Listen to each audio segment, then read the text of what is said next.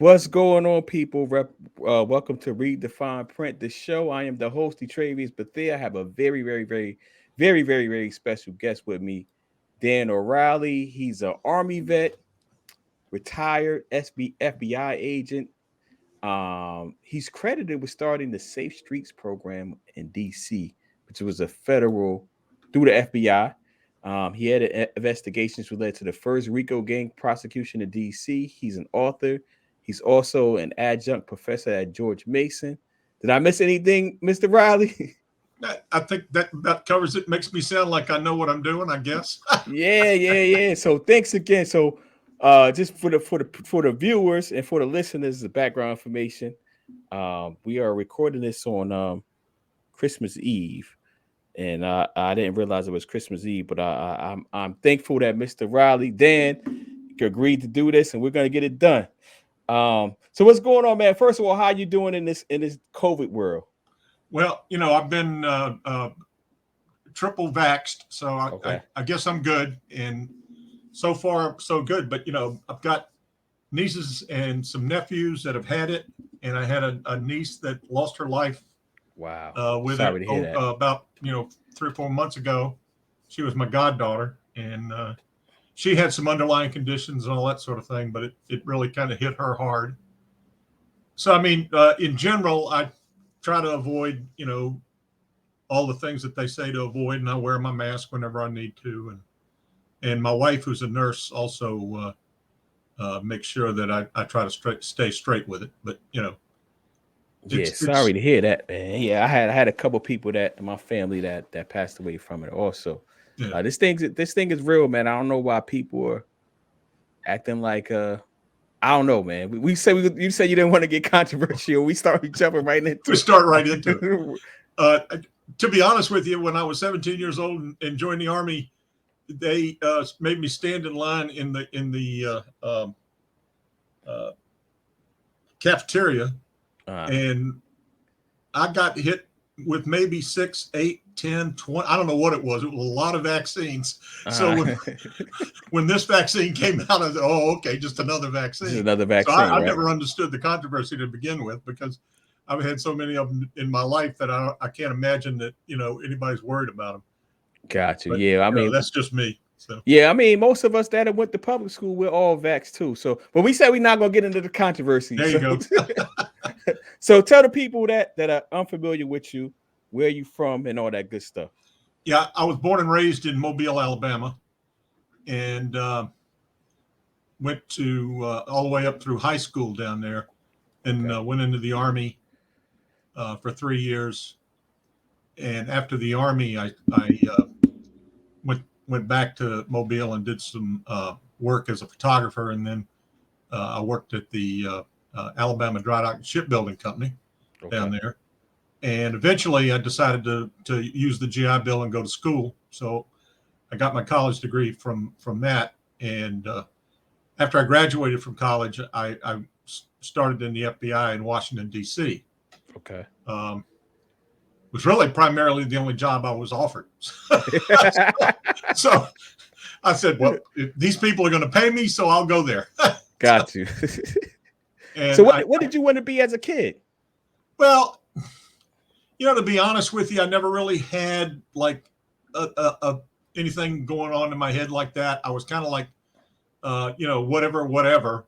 My father was a newspaper man, journalist, and serious into politics. But all my brothers before me had all, worked at, because I had, there were 9 of us all together. I had 4 older brothers, and they all worked in like,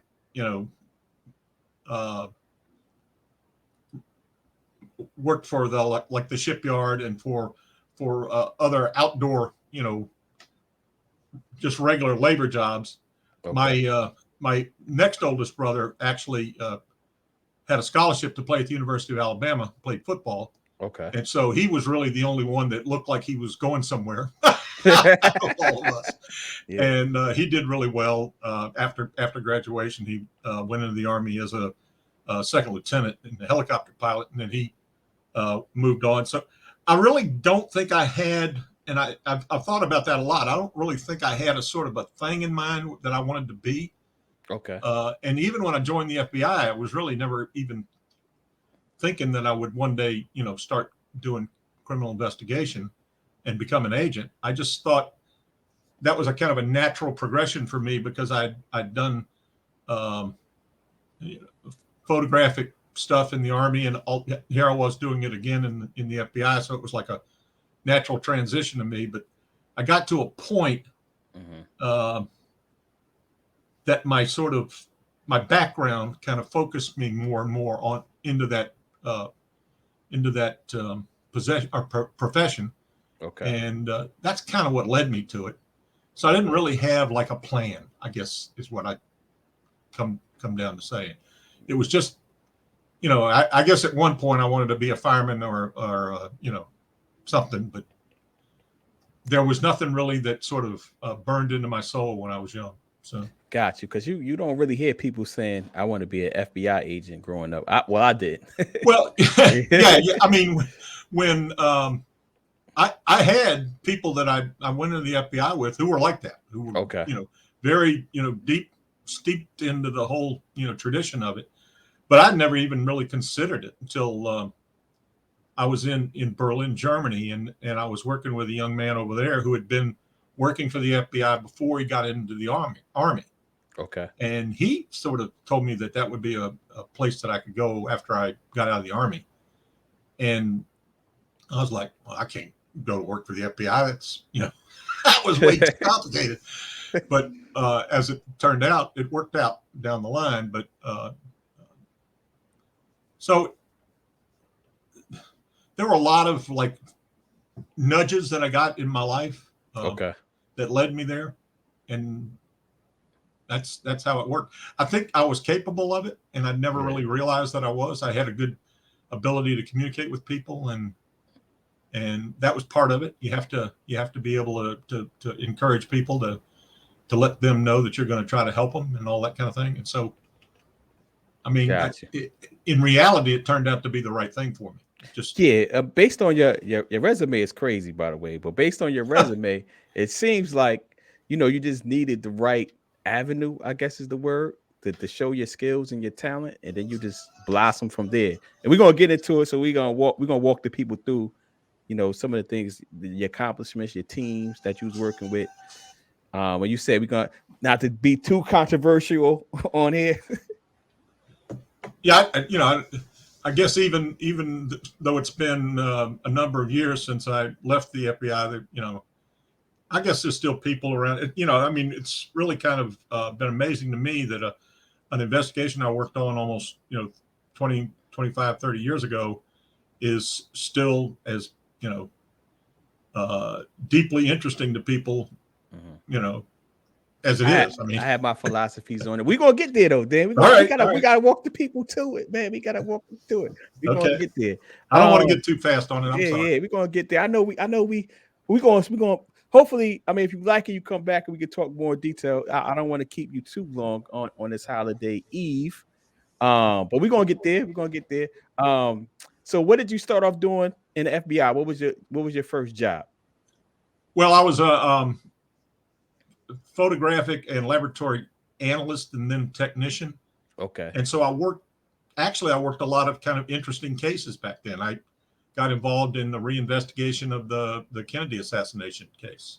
I worked on the reinvestigation of the Abraham Lincoln assassination of all things. Wow. I mean, we actually went to the Ford Theater and recovered John Wilkes Booth's diary because some historic expert had decided that there must be secret writing in the diary that we should know about. Gotcha. That would connect John Wilkes Booth with somebody in the government, in Lincoln's government at the time.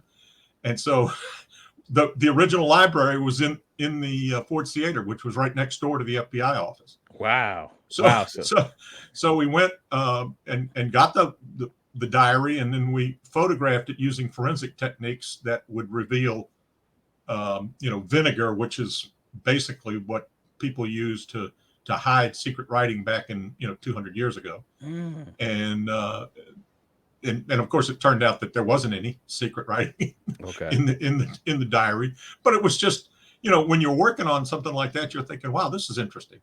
But and I worked on the Patty Hearst kidnapping case, which involved the Sudanese Liberation Army. I don't know if you I'm familiar with that. About it. Yeah. We have something in common. We were both. Well, I actually didn't graduate as a political science major, but we both were political science majors. Right. I'm 5 classes short of having a political science BA. I ended up doing Africana studies, but I was a double major. Why was I that for forever to my senior year? So I'm 5 classes short, semester short. So go ahead. I didn't mean to cut you off. No. That's interesting because I had to add the major in criminal justice at the end of because I thought I was going to stick with political science. That was kind of like one of the directions I was thinking about when I was going to college. I'll just get into this. Yeah. and then they said, well, we'll give you some money if you get a major in criminal justice. And I went, sign me up for that. That's interesting. So, is there anything that you could tell us about those assassinations that don't get yourself in trouble? That's not confidential that you found out during your tenure there. Well, I think I've talked about this once before, but the bottom line is that I'm convinced that it was all done under the control of Carlos Marcello, who was the mob boss down in New Orleans. Okay. And I think there was a guy, one of his lieutenants, that died and gave a deathbed confession down in Miami that all rang very true. And I just, the fact that Lee Harvey Oswald did it by himself, that's kind of stupid. Okay. I don't think was even possible. So somebody with some information had to decide it. And when you understand Carlos Marcello's relationship with the Kennedy brothers, it gives you plenty of motive. Gotcha. So I think that was accurate. Now, Marcello didn't really get prosecuted and convicted until much later, until I want to say in the 1980s. Actually, a friend of mine went undercover as an agent and busted him on a real estate fraud case down in New Orleans. But so in my own mind, it's kind of it's settled that that's who did it. It was kind of funny. I was thinking about some of the suspicions that people had that either the CIA or the FBI had done it, but knowing the people that I worked with and knowing the people in government somebody would have blown the whistle on that a long time ago. That was true. So. Yeah, whenever people be telling me about these, obviously there was COINTELPRO and CIA assassinations or all that type of good stuff. But a lot of times when they go down these deep rabbit holes on these conspiracy theories, and I'm just like, it takes like hundreds of people to keep these things secret, and for someone not to blow, drop some type of files or anything, it's just like, I'm trying to think of a good one where people run with, and I'm just like, that just doesn't. You just don't realize how many people have to keep that secret for it to be a secret. Exactly. If especially if you're talking about stuff that's going on internally inside a government agency, there's plenty of people that are just sitting around going, what are we doing this for? Exactly. Exactly. So you was in forensic. So you're familiar with forensic files. That was your thing, right? Well, yeah. Working in the lab, it gave me a sort of a unique perspective on criminal investigation in terms of understanding, how we had to examine physical evidence, and how we had to recover physical evidence, and then at the same time, the primary scientific work that was done on DNA to use in forensics was done by a PhD doctor in the lab that I knew and was friendly with. I think his name was he was can't remember his first name, but his last name was Brown. Okay. He did some extraordinary background work on extraction of DNA from physical evidence. Okay. And that's really kind of what cleared it for use in criminal investigation. But in the beginning, it was really pushed and I guess supported by people who wanted to make sure that people were guilty. Got you. Yeah. Not in other words, the Innocence Project nationwide and some really serious defense attorneys who were anxious to get their clients proven not guilty were behind a lot of the push for the research that was done in DNA. And so when the FBI's lab got involved in it, I think they were sort of approaching it from that viewpoint. Let's try to see if there's ways that this can be used. The fact that it started being used to associate a criminal with a crime was almost a latter day thing that we can do this. Gotcha. And we can come up with, a statistical basis for saying that it's, 99.9% likely that this person's DNA is in that particular evidence sample. Gotcha. And so I saw that develop in front of me. I had no idea what the science was. I knew that they used the nuclear extraction process, and I can't remember the actual initials of it, but it was RFLP, I think was the initials behind it. And it took forever to sort of cook the sample to see if there was DNA in. So I was aware of that in the late 70s that research was going on. Yeah. And at the same time, I had always, been a serious photographer, but mostly, sort of what I would characterize as technical photography, not really, art photography or anything like that. Okay. So I also got deeply involved in understanding forensics and understanding the use of light. Gotcha. UV, IR, luminescence. So all of that stuff was part of my training and part of what I did. And so you were literally at the forefront of that type of stuff. Well, you were. That's where it sort of got really weird. I was like, I was doing work on something we called single image photogrammetry. Okay. Which you could take a photograph and use mechanical drawing techniques to sort of expand the distances on a photograph. Okay. To take the lines of a photograph out to their vanishing points. Yeah, I think we learned that in what, geometry? You could identify the focal length of the lens, and then eventually you could identify the height and the sizes of images inside the photograph. Gotcha. Which is what we were anxiously doing. Well, at the same time, another government agency, which will go unnamed, had been doing this, significantly for a long time using computer techniques.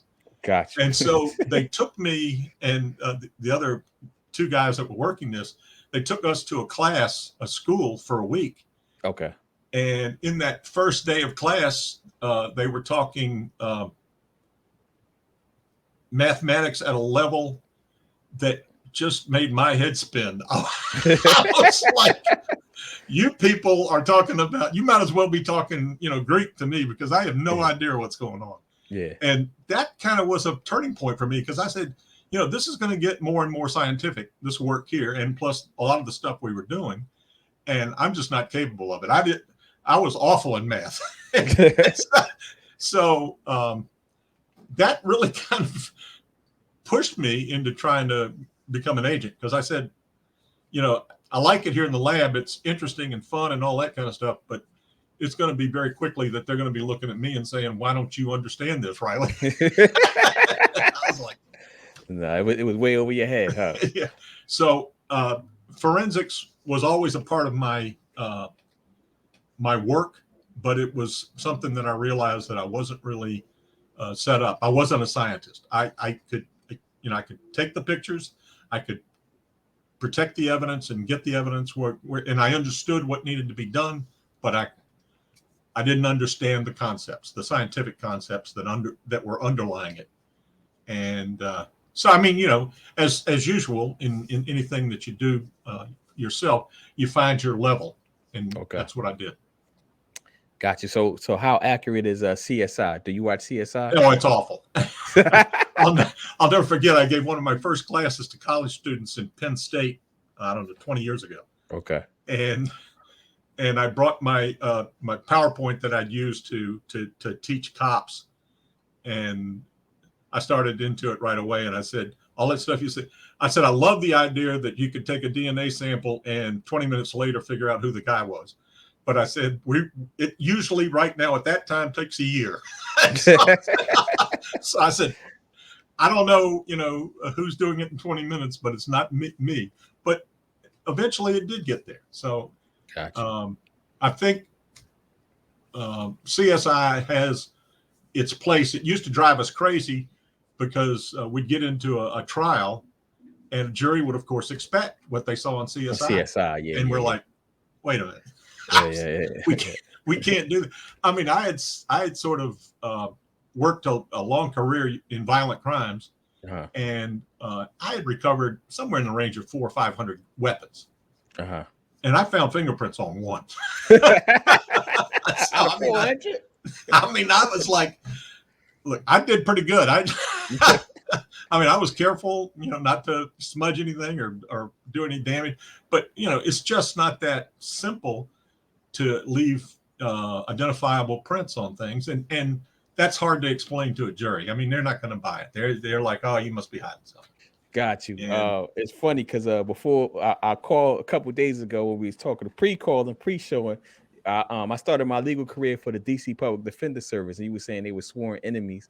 Yeah, well, the FBI and DC Public Defender was sworn enemies, and law enforcement, I guess, period. Right, because we defense attorneys, right?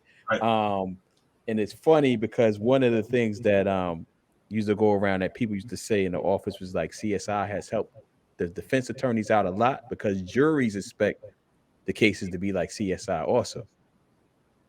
Well, that to be honest with you, that's what happens is that people's expectations are high when it comes to TV programs and all that kind of stuff, and if you're not putting that up there and not producing that kind of evidence, it's like you might have the guy's confession, but he's no, it wasn't me. Later, that wasn't me. Do you watch? I mean, I had one really significant case in my career where we had the physical evidence, we had the CSI stuff, and the guy was found not guilty, and I think it really just came down to he was pretty, and the aunts and uncles on the jury just looked at him and said, he looks like my nephew. I don't think he did that. So he had handsome privilege. There's a lot of privileges going on. He had a handsome privilege. Yeah, he had a handsome privilege. He was a attractive looking young man. So got you. So whatever works is the key. Well, and I think it works the other way. We had an agent in my office.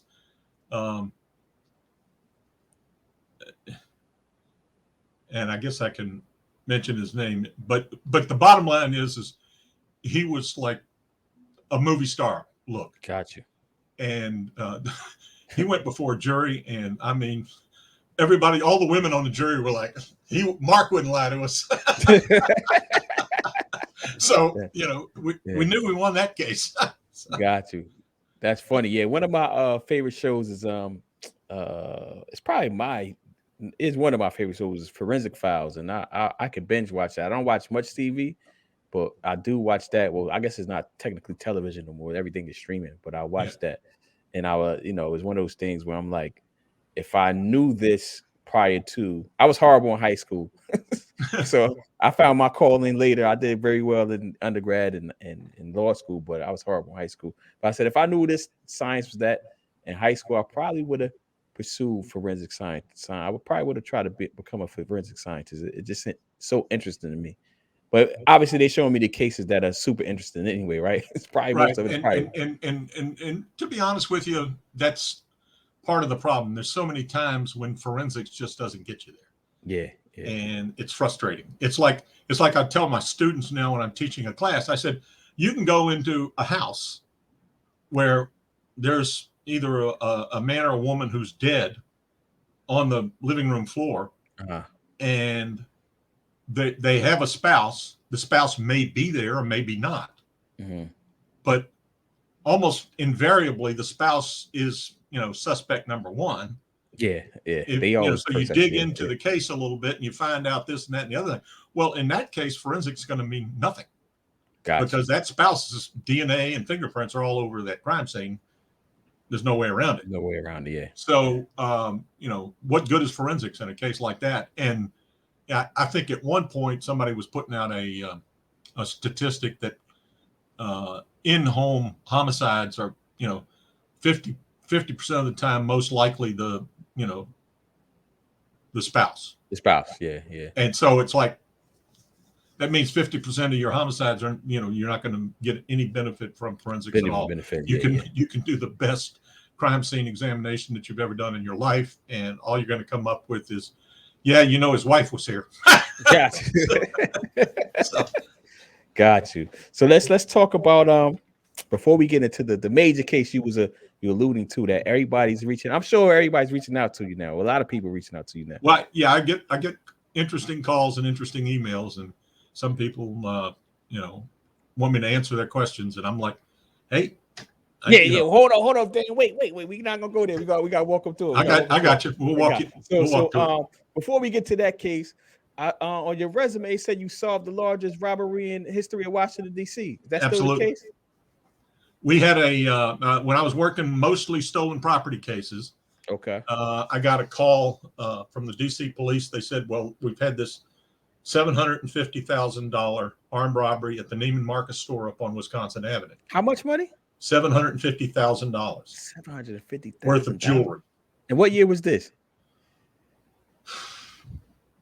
Had to be 83, 84 time period. Control for inflation is definitely over $1 million. Oh, it was, yeah. I mean, when I got the case, I was like, this is huge. Just for inflation, rather, yeah, it's definitely over $1 million. Yeah, 750,000. So we so I responded up there. Okay. At the time, I was doing a couple of other, what I thought were pretty big cases too. But I said, well, I can go up there and see what the police need. We were sort of mandated to open up major theft investigations. Okay. Even though it might be primarily a local police case. Okay. And so in this particular case, the cop said, well, we got this thing. We got this. So, and I said, well, is there anything I can do? And they said, well, maybe, if you want to handle putting the evidence into NCIC. And I said, that's fine. And so I got an inventory of all of the physical evidence, and it was mostly watches, really high-end watches, wristwatches like Patty Philippe and Rolexes and such like that. And so I got the list of all of the watches that were stolen, and I got photographs to the extent that they had them of all the jewelry that was stolen. And I went back and I opened up our case on it in Washington. And meanwhile, the cops were showing mugshots of every guy that had ever robbed a store in Washington, D.C. I think they had an album of like 500 people.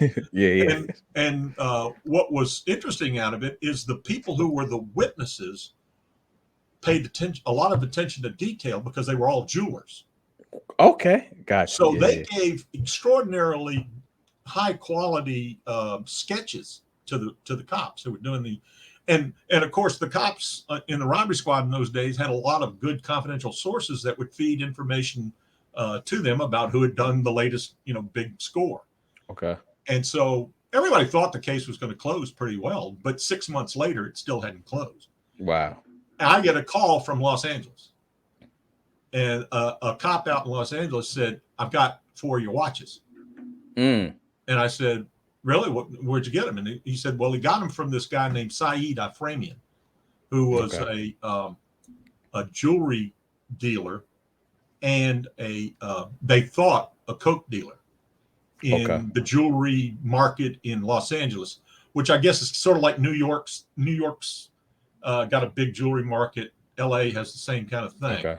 So they really thought this guy had been a fence already. I think they'd actually arrested him for fencing stolen property in the past. So they just figured, they check him out, and they ran several of his wristwatches, and boom, they all pop up in our case. Okay. So in addition to that, the LA cop had come up with this young woman who knew the story and was willing to talk, but she got a deal cut because she was somehow involved with these guys.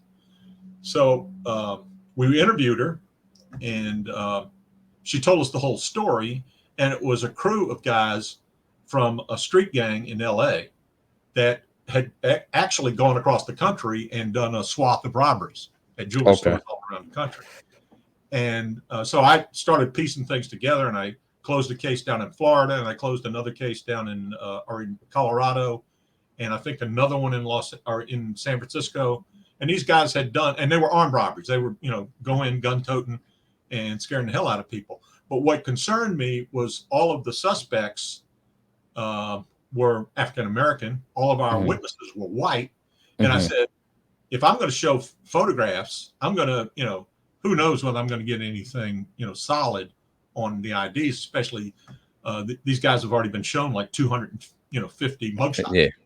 So the bottom line was I hooked up with a friend of mine who was a DC police officer, a guy named Hugh Triggs, and we did it. We followed the procedure for an armed robbery, for a basic armed robbery. I had already charged the fence with receiving stolen property in interstate commerce, which was a federal offense, and so we had him. But what we found out was he, in fact, was trading drugs to the guys who were stealing the jewelry. Oh, okay. Wow. And so he had a higher level of concern, and he wasn't snitching about anything because he thought he says a word, he's going to get killed. So we put him into the system, and then we go back to the witnesses almost 6 months later, and I'll be damned if they didn't hit those guys like, boom, that's him. Boom, that's him. Wow. I mean, it was unbelievable. It was like photo spreads like I'd never seen before because nobody was really that good. But what these witnesses were they just had that real sharp attention to detail, and they had no problem identifying, the guys that actually did the robbery. And then we found that they had stayed at a hotel in Maryland, and we went to the hotel in Maryland, and were able. Back in those days, you could actually get the toll records of somebody in their hotel room, and they made constant phone calls back to LA to the fence. Wow. They did like 3 robberies in this area, including the Neiman Marcus store. So the case was very interesting, very fun, if you want to call it that. But and it had a little bit of everything. It had that sort of serious interstate work that FBI should be involved in, but it also had just the basics. It had that you got to go out there, you got to interview you got to be with constantly with the witnesses, understanding what their problems are, and then trying to find out if you're on the right track with this. And so we ended up recovering a good portion, not a lot, but a good portion of the jewelry that was stolen, and we prosecuted altogether 4 different people. Okay. So I was always proud of that case. It made a lot of news primarily out in Los Angeles. Okay.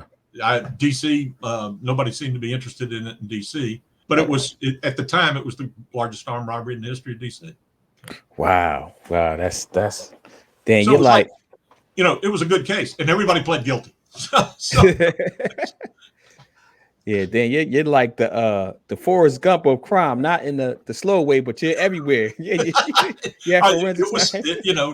get a little bit of that. So. Yeah. So all right. So this is why I reached out to you because the show is Redefine Print. So we like to discuss the things that people. So one of my sayings is that you would get jammed up in life if you don't read the fine print of your contract. But I expanded it into like having. So I mostly have lawyers on, but I have people from other walks of life when we talk about the fine print of like other things in life. So I wanted to talk to you about like the fine print. So you did an interview with Flip the Script, Queens Flip and G Money. That's how you got on my radar. Was in my news feed for a long time, and I just never clicked on it. And for whatever reason, I clicked on it one day. I was like, Dan, you're a fascinating guy, and you were. There were some things that I thought you wanted to expand on that you didn't get into, but so I was like, let me invite you on the show. So what I like to do is like to have people talk about the fine print of whatever it is, whatever their subject matter is that people either don't talk about or should talk about more. And what struck me about with you were, you wanted to talk about your agents and your team and the victims of these crimes, and you didn't necessarily get a chance to get into that. So we're gonna go through a case. I think Okay. is this your most famous case? Actually, No. fame, yes. Uh, Most significant, I don't know. I sort yeah. of thought the R Street case was the biggest, baddest one I made. Okay. But the Wayne Perry case was Wayne Perry. very significant. Yeah. So for those that don't know, Wayne Perry, he was associated with Alpo Martinez, who's out of New York. He's a subject of a famous movie. I guess the movie is it's a movie, Paid in Full. He was recently killed on Halloween this year. Yeah.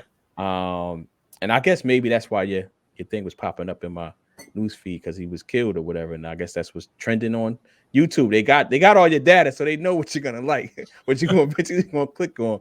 So before we get into the nitty gritty of the case, you are also, the reason I was saying you're the Forrest Gump, not saying that you're slow, but you're everywhere. You are also like considered the godfather of what's called the Safe Streets Violence Crime Initiative, right? Right.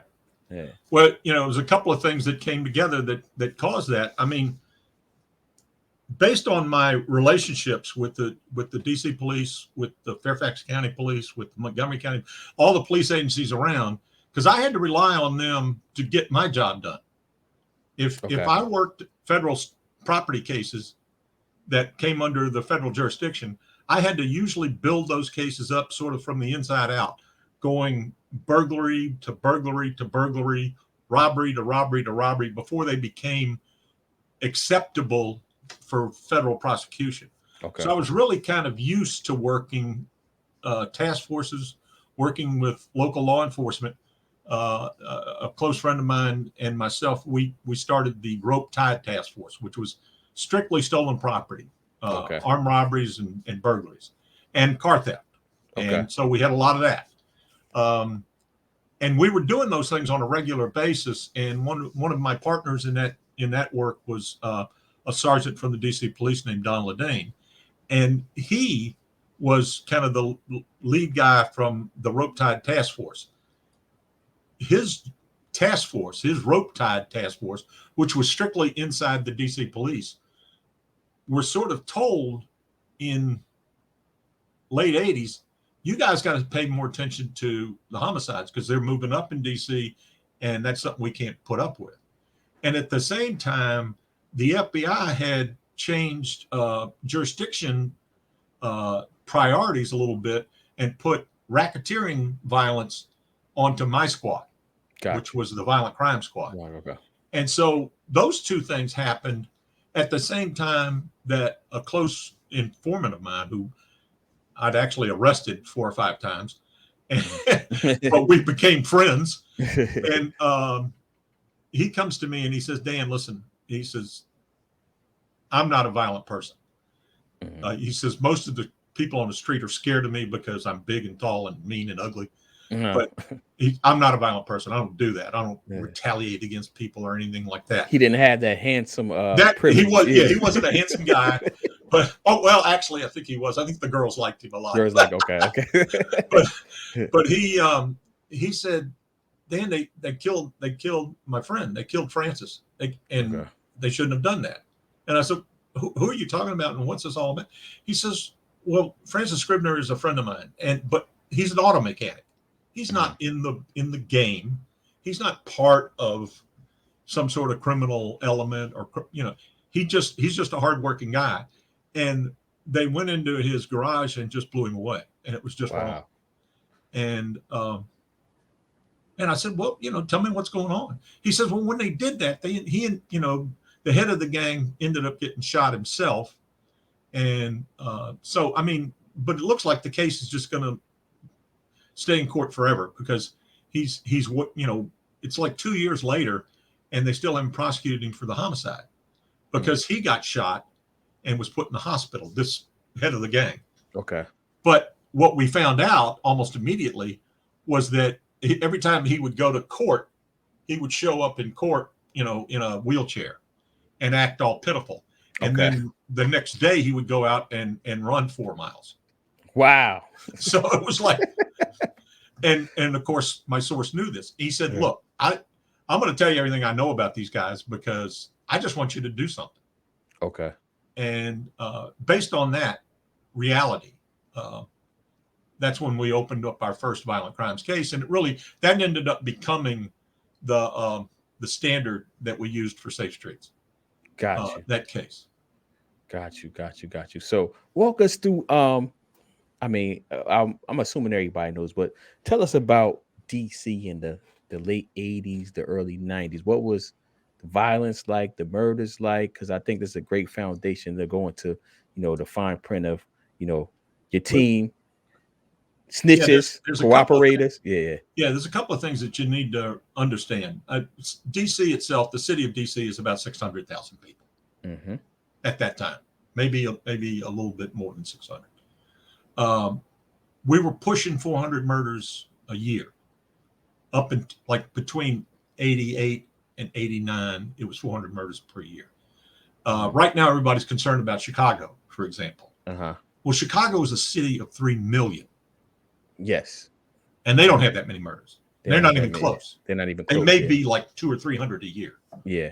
Which is bad. There's no doubt about that. One murder a year is bad.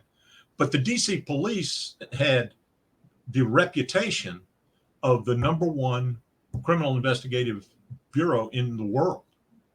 I didn't know that. In terms of closure of homicides. And the reason is because they went out there and they put cops on the street, and they did everything. They interviewed everybody as quickly as they possibly could, and they were able to close cases. But it all came down to the community was supporting the police department. They were like, if somebody's going to shoot up my neighborhood, I'm going to tell you who did it. That was kind of the attitude. And that same attitude existed over in Baltimore at the time. Okay. And so urban violence at the time, to me, did this sort of 380 because of crack, because of fear of the guys who were doing the shooting. When you make thousands of dollars a week selling drugs, you can buy all the guns you want, and you start retaliating against people because you think that nobody should be interfering with your business. And so that whole thing escalated to a point where it was just untenable. We were, I was embarrassed personally to be in a city where we're the number one, place incidents of homicides are number one in the country. In the country, at the time. DC was the murder capital at the time. Yeah. I was like, I'm in law enforcement here, and I work at that level. I work violent crimes, and I work in quotes the streets, and I'm not doing anything about this. So when my source came to me about this one case, I said, well, this is something I can do. And as it happened, all the guys that were with me on my squad, which was a sort of a violent crimes squad at the field office, all felt the same way.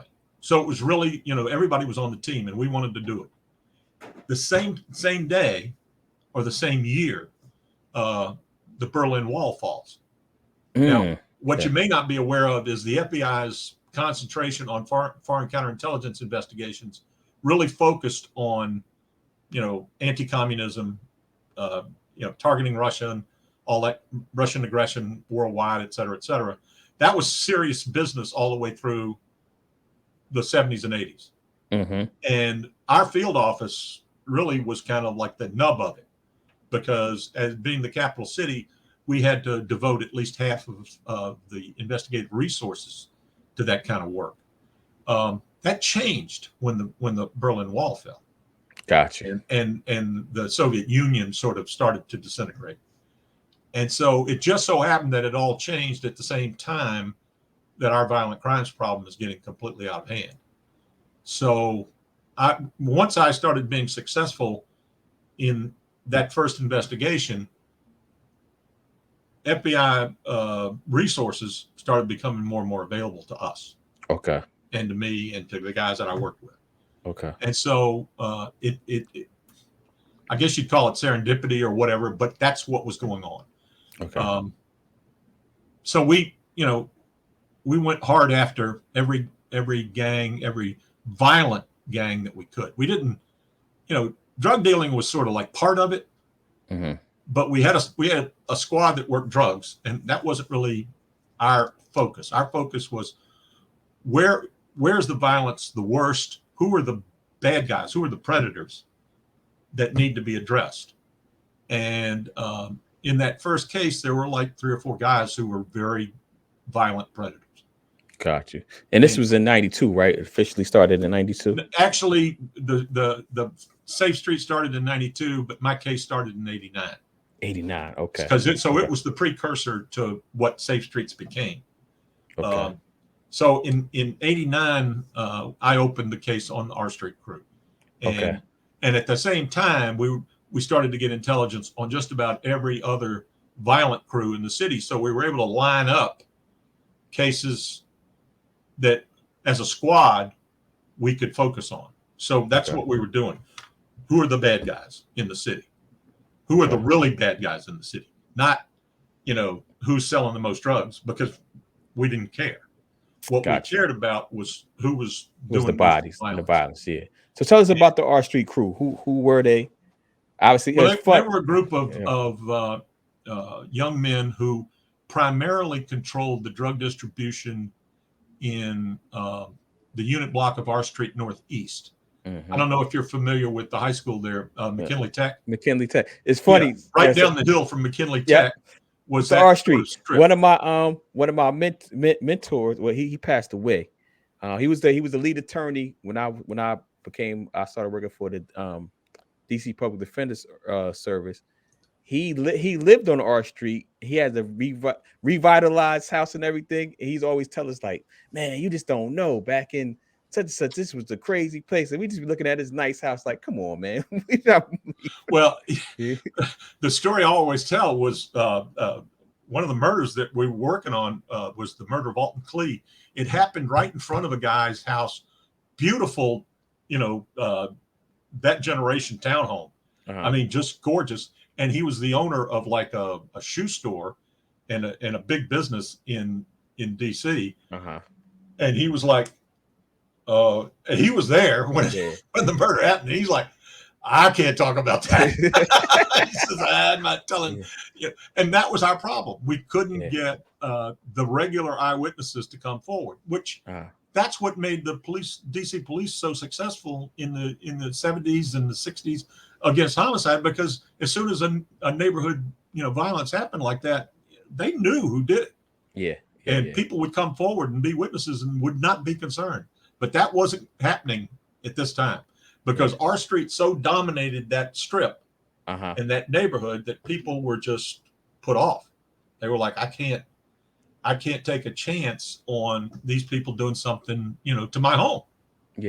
And we understood it. We were like, okay, at least we're aware that you guys probably saw the murders. But you can't tell us. You can't tell us. So we're going to have to work it some other way. And with that source of mine, we were able to identify other sources, confidential sources, people that were their enemies, the R Street enemies, and they came forward and told us a lot of information. And so it was a hard case, but we had to do it in such a way that it was a historical drug investigation. But at every step along the way, we had another murder. We had another crime of violence that we could associate with it. We ended up only charging in the indictment on the 24 lead defendants in the case. We ended up only charging like 3 homicides and maybe 3 or 4 shootings. But from our perspective, as a federal case, it gave us that serious level of racketeering that we could show that the Bureau loved. I mean, in terms of jurisdiction, there was no conflict as to why we were there. Which there would have been if it was a straight drug case, because DEA still wanted, at that point, we had just sort of, it's a whole jurisdictional thing that you're probably familiar with, but I'd be talking to to most of the citizens, and they'd be thinking, well, what the hell does that mean? What's But DEA Yeah. controlled drug investigations Drug, at yeah. the federal level. Yeah. And we were like, okay, that's not what we're doing here. You know, Yeah. I know more about forensics than all the DEA agents in Washington, D.C., period. Period. So Yeah. I'm like, that's why I'm working this case, because Gotcha. we're working it as a straight, you know, homicide type investigation. And I think that's what gave us that push to get to the cases that we ended up getting to. Gotcha. I think Audible has like their headquarters over there now. Some by R Street. It's changed a lot. It changed a lot. Oh yeah, Yeah. I mean, there was actually a second R Street investigation because another group of drug dealers sort of grew up Mm. after we took off the first group, and so we went after them too. But they Gotcha. weren't nearly as violent. They were just, you know, serious drug dealers. And by that time, it was just like, well, we're not gonna lose ground here. I mean, you guys are not taking it back. It's like Southwest. Mhm. When we did the Southwest case much later, like in the late 90s. I think right now it's like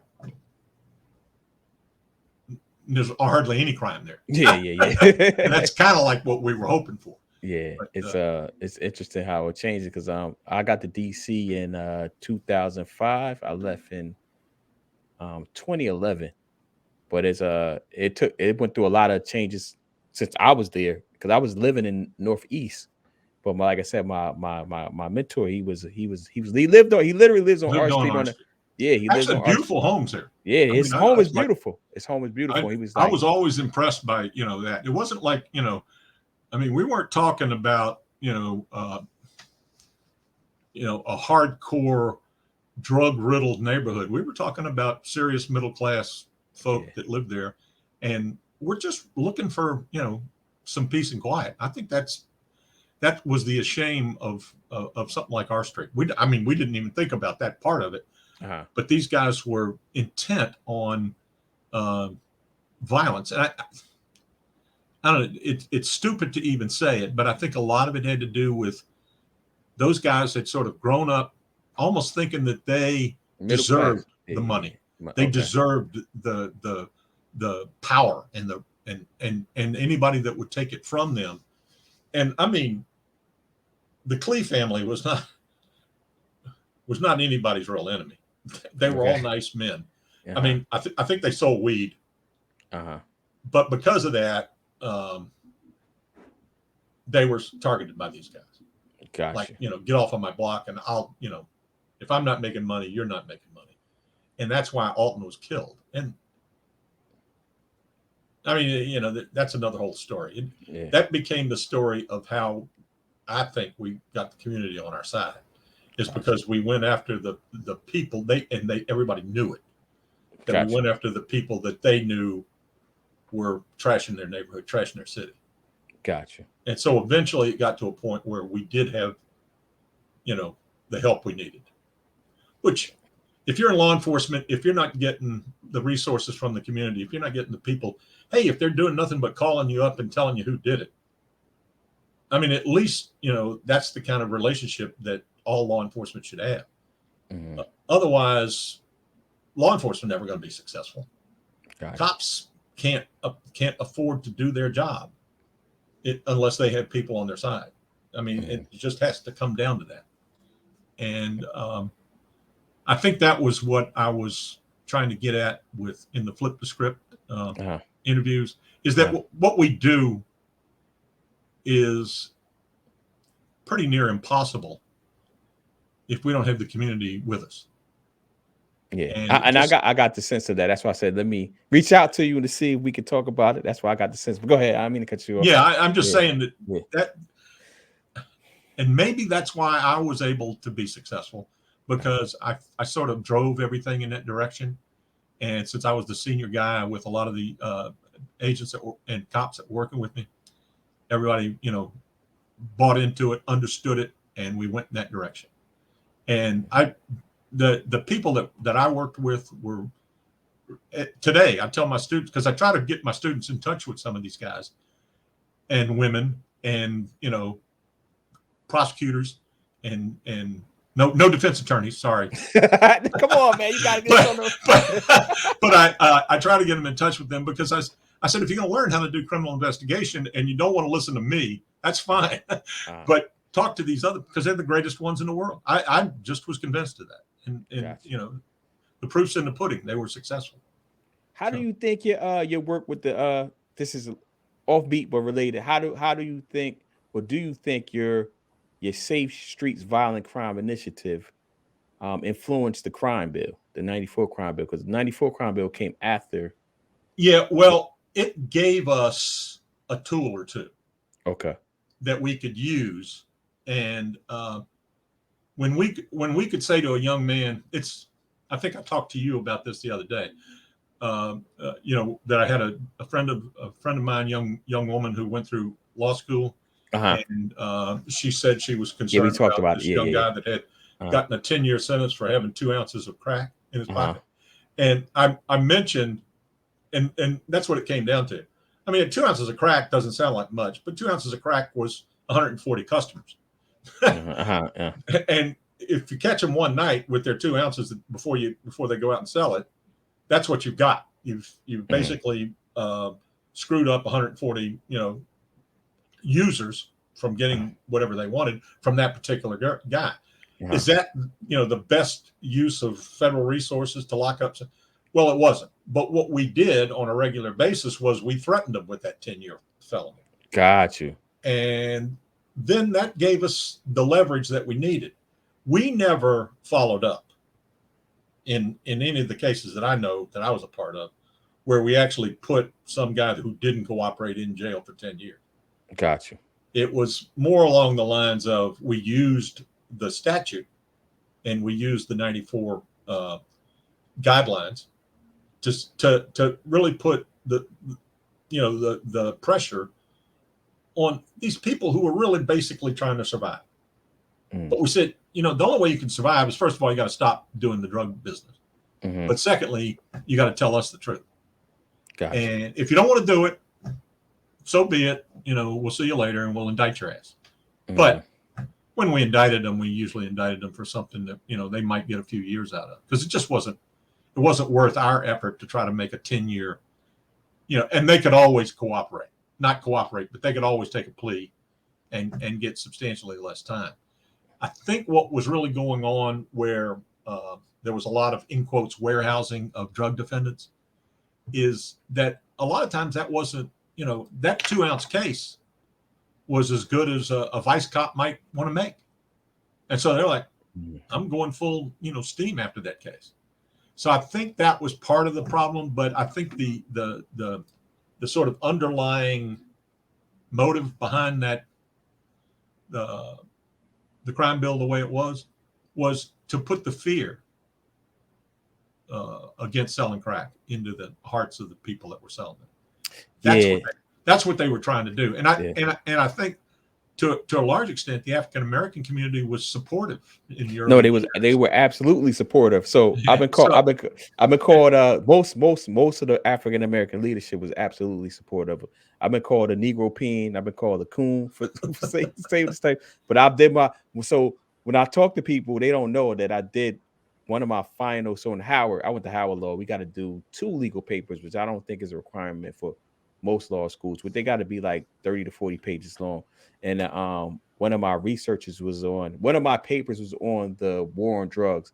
And then you go back into it because you always hear people, name drop when you're having these political discussions. We say we're not gonna get too controversial, but how people, hate the crime bill, and then you what people don't know when I'm talking to them, I actually did the research on the crime bill and who supported it and who didn't support it.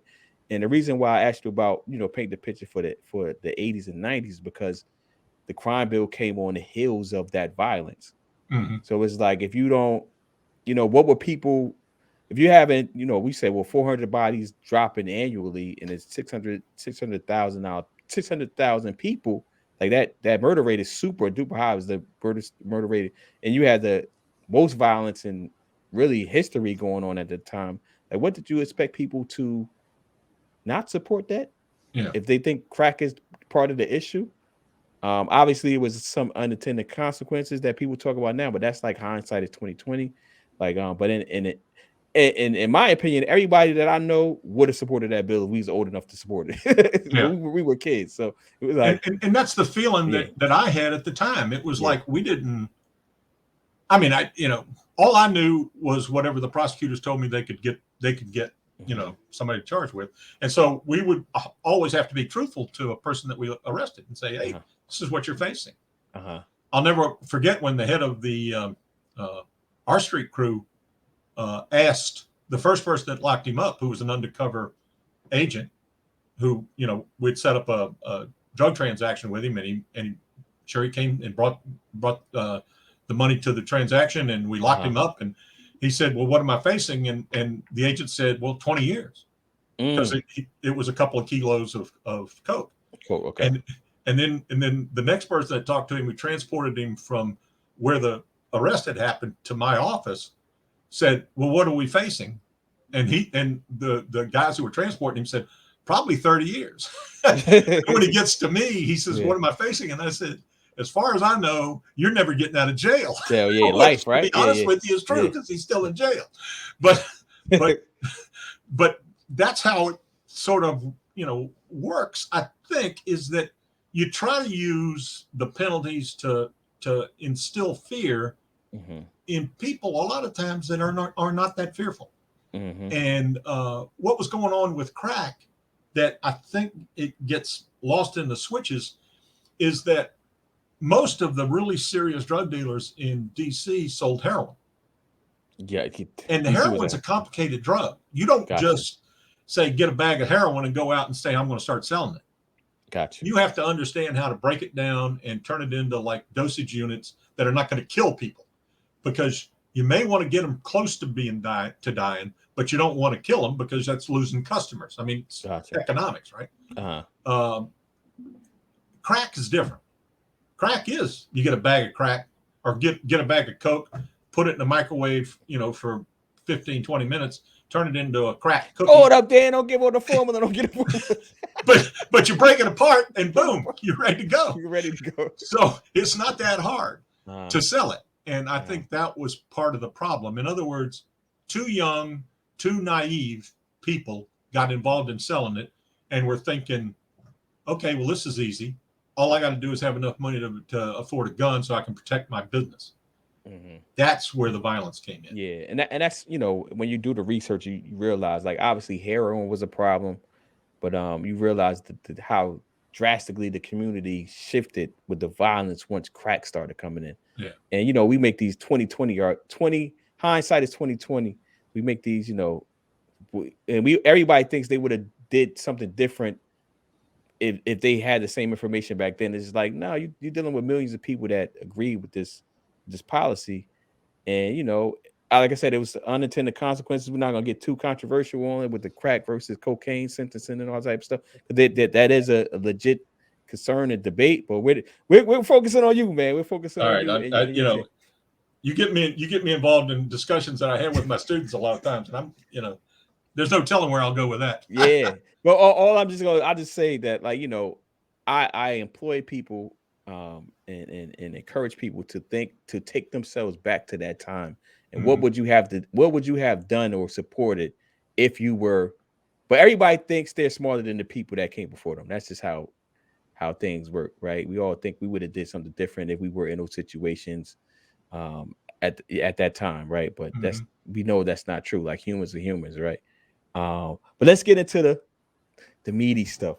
Well, the case that you're most famous, I guess you're probably most famous for, or not. I don't know. You tell me if you're most famous for, but surely the case is probably trending the most right now is Wayne's Slick, quote unquote, Perry. Yeah. Tell me about that guy, how he got on your radar. Tell me about that case and introduce the people that you work with on that case, so we could talk about them. When I say introduce, I'm talking about your team and, like, the snitches, the confidential informants, all these type of things. Of course, the people, you're FBI agent, so you're not gonna reveal what you can't reveal anyway. Yeah. Yeah. I tell you, as we were working the first two gang cases, there was the people from R Street who had reputations for killing multiple people, like Mm-hmm. in the range of 8 to 10. Okay. We had another guy named Antone White from First Street, who was a violent, vicious killer. And again, 8 to 10. Uh-huh. And then there was the beast. Yeah. Intelligence, our information that we had, and all of the DC police's information was Wayne Perry was at a whole different level.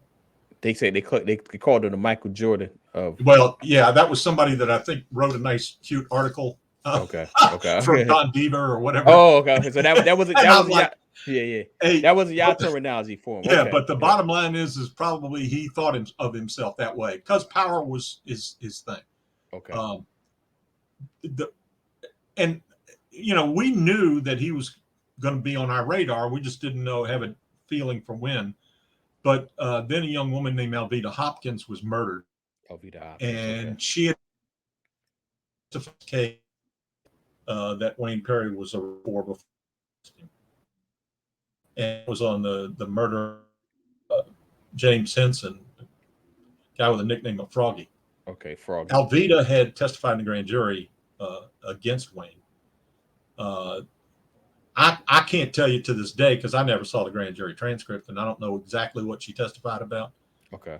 Because later on we found out that another man in that neighborhood actually pulled the trigger on Froggy. Okay. But the most likely circumstance was that Wayne told the guy to pull the trigger, which he would have done for fear of Wayne. Okay. So is that the truth or whatever? It doesn't really matter. Alveda got killed, and the DC police at the time didn't have the resources to protect her, to keep her protected. She had lost her friend. Her friend was Henson, and she was upset and angry about that, and so she went and probably told the grand jury what she knew, whatever that was. As a result of that, for one reason or another, the case got dismissed against Wayne because maybe her testimony wasn't as solid as it should be or whatever, but it got dismissed. But they still were thinking that the DC police were thinking they were going to be able to make the case. And then she gets murdered. That's when they called us. Okay. Because they said, we really don't have the resources to be able to protect a witness like this. You guys do. Can y'all take over this case? And they knew that Wayne was suspect in a whole bunch of other killings, but they had no inside information on, they didn't have witnesses. They didn't have anybody that they could rely on because, as you know, we can't make a case without, that solid evidence. I mean, you can have all the informants in the world calling you up saying that a guy did a murder. And let me tell you something, almost every day they got a phone call that said somebody would tell them that Wayne Perry did a murder, but they had nothing. And so they turned the case basically over to me. And 6 months later, we arrested. Gotcha. So, and the reason that we were able to is because I was able to follow up on everything that we knew about him. And we recovered several vehicles that were his, including a vehicle that had a gun that was used in one of the murders that we eventually thought he was responsible for. And then we recovered the van that he and his friends drove and had used to kill a guy named Garrett Terrell. Okay. And that was really the break part piece, the main one, the main case that gave us enough to where we could start thinking about charging Wayne with a federal violation. What year was this? This was 90. Well, Terrell was killed, I think, summer 91. Okay. We ended up with enough evidence early 92. Early 92. Okay. But at the same time, because of the fact that he had partnered up with Alpo was really a problem for me. We knew he was a big time drug dealer from New York, but he was of no interest to me. Gotcha. We had another agent, and my partner in the R Street case, Angelo Parisi, were seriously working on Alpo as a target. Okay. as a drug dealer. But that's all they thought of him as, is he was just a big supplier. He had been bringing drugs down. Well, at first they thought New York, but then later on, I guess he was getting it straight from the Dominican Republic. And so he was a big time drug dealer and that kind of thing. I had several informants who were into information that they were getting from Wayne and Wayne's friends. Okay. And so I got the details about where Alpo was going to be on a particular night at a particular time. And so I passed it on to Scott, the case agent, and to Angelo, and they effected the arrest on Alpo. Well, what we knew about Alpo was that he was immediately going to be, removed to New York unless we charged him. And we could charge him in D.C., but not very effectively. But Scott had a good case against him in Northern Virginia, which in our estimation was probably the best way. Okay. And as it turned out, it was also the best way for Alpo because that kept him out of D.C. jail. Got you. So he goes to Alexandria jail, and he's sitting over there, and he's being told, you can plead guilty and keep your mouth shut to the drug case in Alexandria, but you're going to go into the Fed. Okay. Bureau of Prisons. Or you can fight the case in Virginia, get convicted, and go to the Fed. Or you can go to New York and face the charges they have up there, which we understood to be maybe a murder, maybe a kidnapping. That's kind of my recollection of what they were worried about in New York. I don't really have a solid, answer for you. But and then the other thing that we knew that Wayne would see him as a vulnerability if he went to D.C. jail or D.C. To be held. Wayne would probably do him in. So then it became, you're going to get killed if you go to D.C. jail. You're going to get killed if you go back to New York because wherever they were going to hold him in that municipal jail up in New York was dominated by all the guys that wanted him killed up in New York. And then if he got convicted in D.C., in Northern Virginia, he would go to the Fed, and supposedly those guys had enough control of people in the Fed that they would kill him in the Bureau of Prisons. Gotcha. So basically, Alpo had 4 options, and three of those options were go get killed. Eventually. And the 4th option was to take a plea and cooperate. Yeah. And so he took the 4th option. And to be honest with you, it made sense for a lot of reasons when you knew the circumstances. And that opened the door for us because I knew that we had to start building our case using forensics.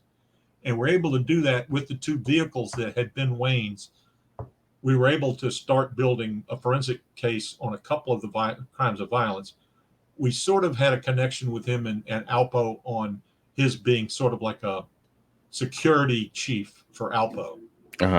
But my main concern was get Alpo out of the picture because they never came out on the street until midnight.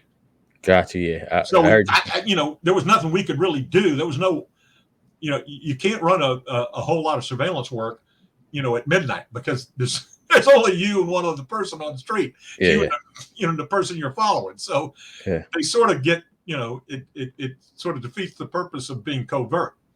But that's my problem that I was dealing with at the time. But that started to relax with Wayne. He started getting back into a normal, setup. But when Alpo decided to cooperate, the door opened because now we had 6, 8 other murders that we could start to build the forensics case against. So we weren't relying on eyewitness testimony. We were relying on what he would say because he was there.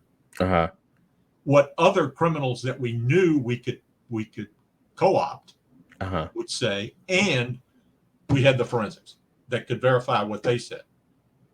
Gotcha. And like for example, we had Wayne's fingerprints all over that van that was used to kill Garrett Terrell. We had his DNA in that van. What we didn't have was a good solid proof of Garrett being in the van until a little bit later. That's a kind of a forensic story that I always sort of drives me crazy. We were able to prove that that Garrett was in the van because of the trace evidence that was found on his body that we were able to compare to the van, to the interior of the van, the carpet fibers and material like that in the van that we could show was on Garrett's body when we recovered him. But what we didn't have was Garrett's DNA. Gotcha. It didn't make any sense because he had been shot in the head. So a lot of spray. There should have been a lot of blood spray, but at that time the DNA process was pretty new, and trying to extract DNA from the interior of a van when what we discovered was this van had been used in like 5 other violent crimes. So there was blood from a lot of different people inside that van. We didn't really close the loop on that until we locked up another guy who I sort of prefer not to discuss. But we locked up another guy who was in the van when the murder happened. And he said when Wayne hit Garrett fell into my lap. Gotcha. And bled all over my pants.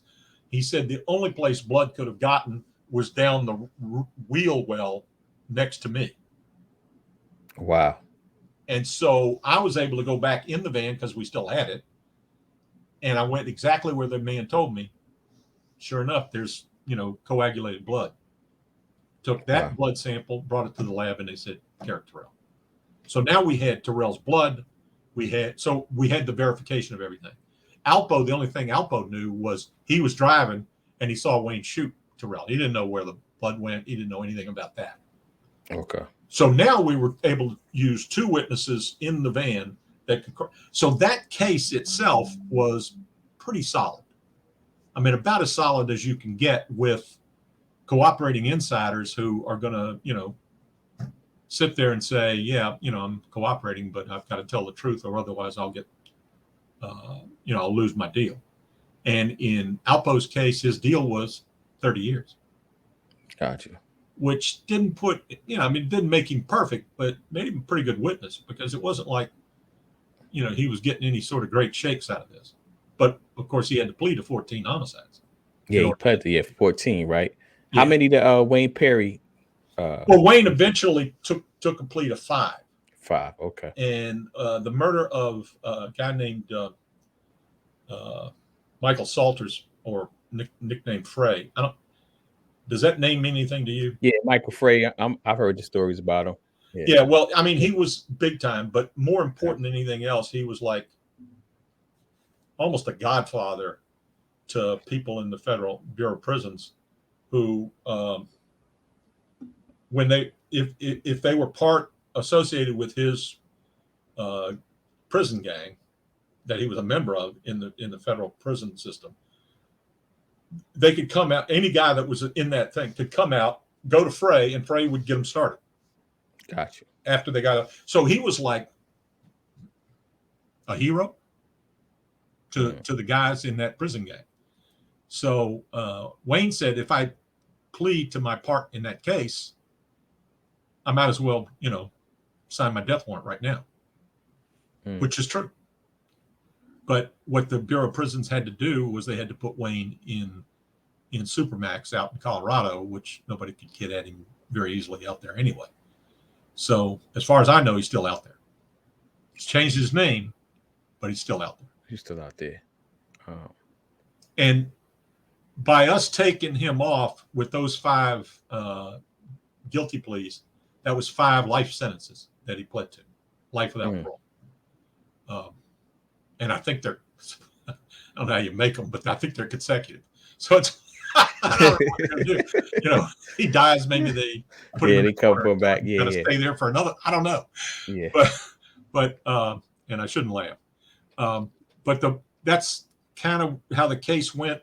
So what we were able to get between Alpo and 2 or 3 other witnesses who actually participated, we were able to really tighten the forensics on 7 different homicides that we could have gone to trial with.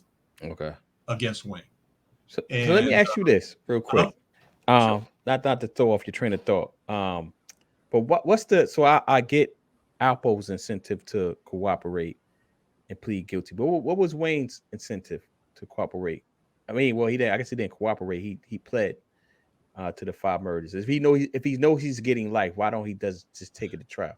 I think he knew he couldn't get at anybody. Gotcha. I mean, that was his approach. Whenever he felt that there was somebody out there that was a threat to him, he'd very simply just go kill him. Okay. And that's a different level of violence than even some of the worst guys were like. How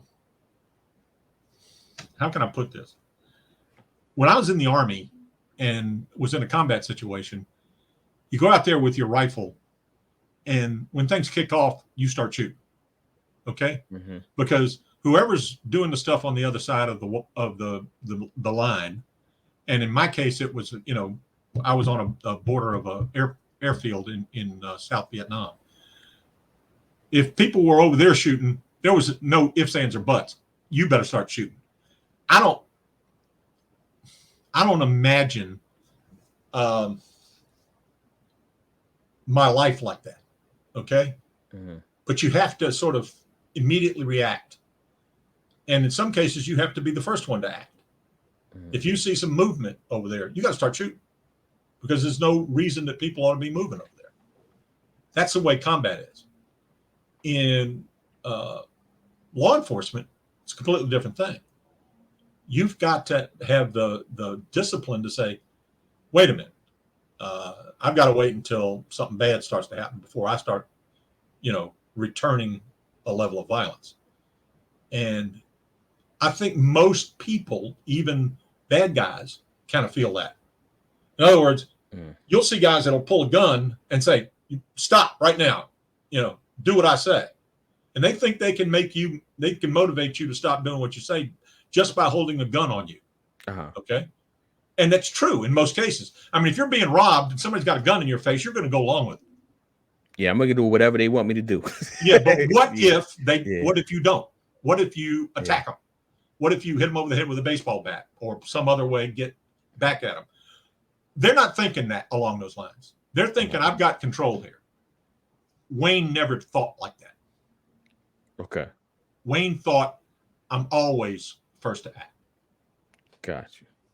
Wayne considered it a power thing that I act and then everybody else has to react.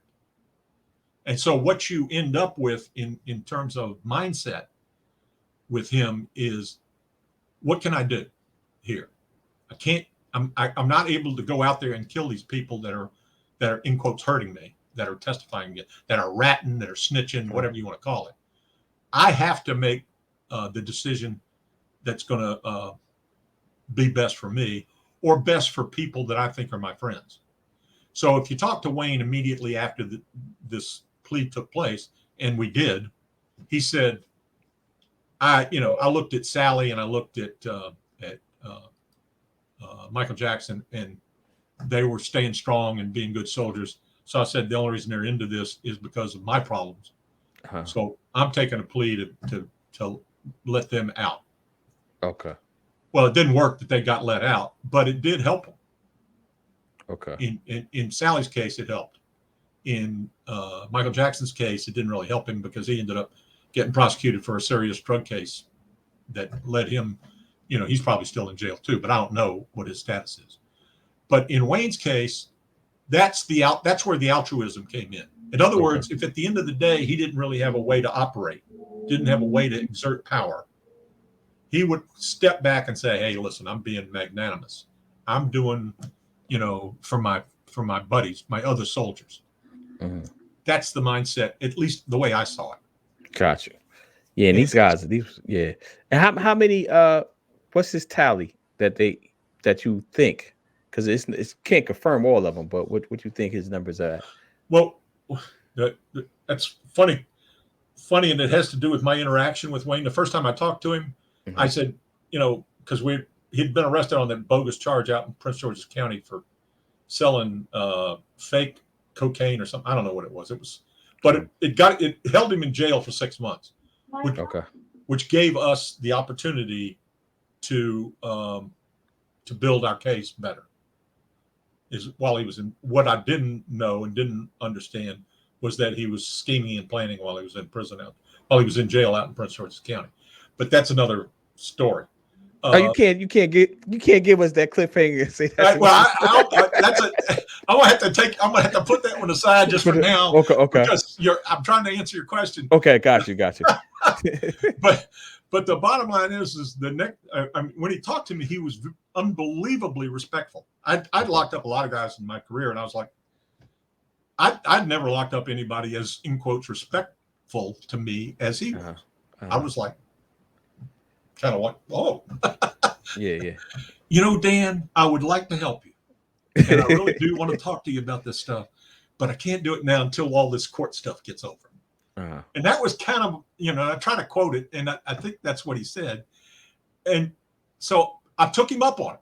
After he pled guilty, I went down to Petersburg, Virginia, where he was being housed at the time. And I said, Wayne, you said we could talk, so let's talk. And he gave me 5 bodies that he had done, because he had a deal that he couldn't be charged with anything else in D.C. So that's the 5. That was the 5. Yeah, so he gave me 5 more. No, he gave you 5. He admitted to the 5. He admitted to 5 that he pled to. Then he gave me 5 more when I was down in Virginia. So that's 10 so far. And then I said, well, how many have you done, Wayne? He said, I don't know. I said, well, everybody says you did 50. Did you even come close? He says, Dan, I probably did 100. Jeez. Now, that's what he told me. Okay. And so myself and another agent, another friend of mine, I shopped around. I was like, somebody from our behavioral science unit ought to go interview this guy and really sort of, develop a relationship with him and just find out what they can find out. I said, because he's going to help close a lot of cases.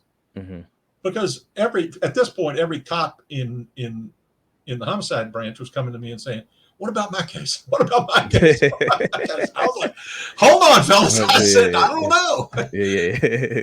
And so I couldn't get the people in behavioral science unit down at Quantico interested. So myself and this other agent went out to Colorado to talk to him.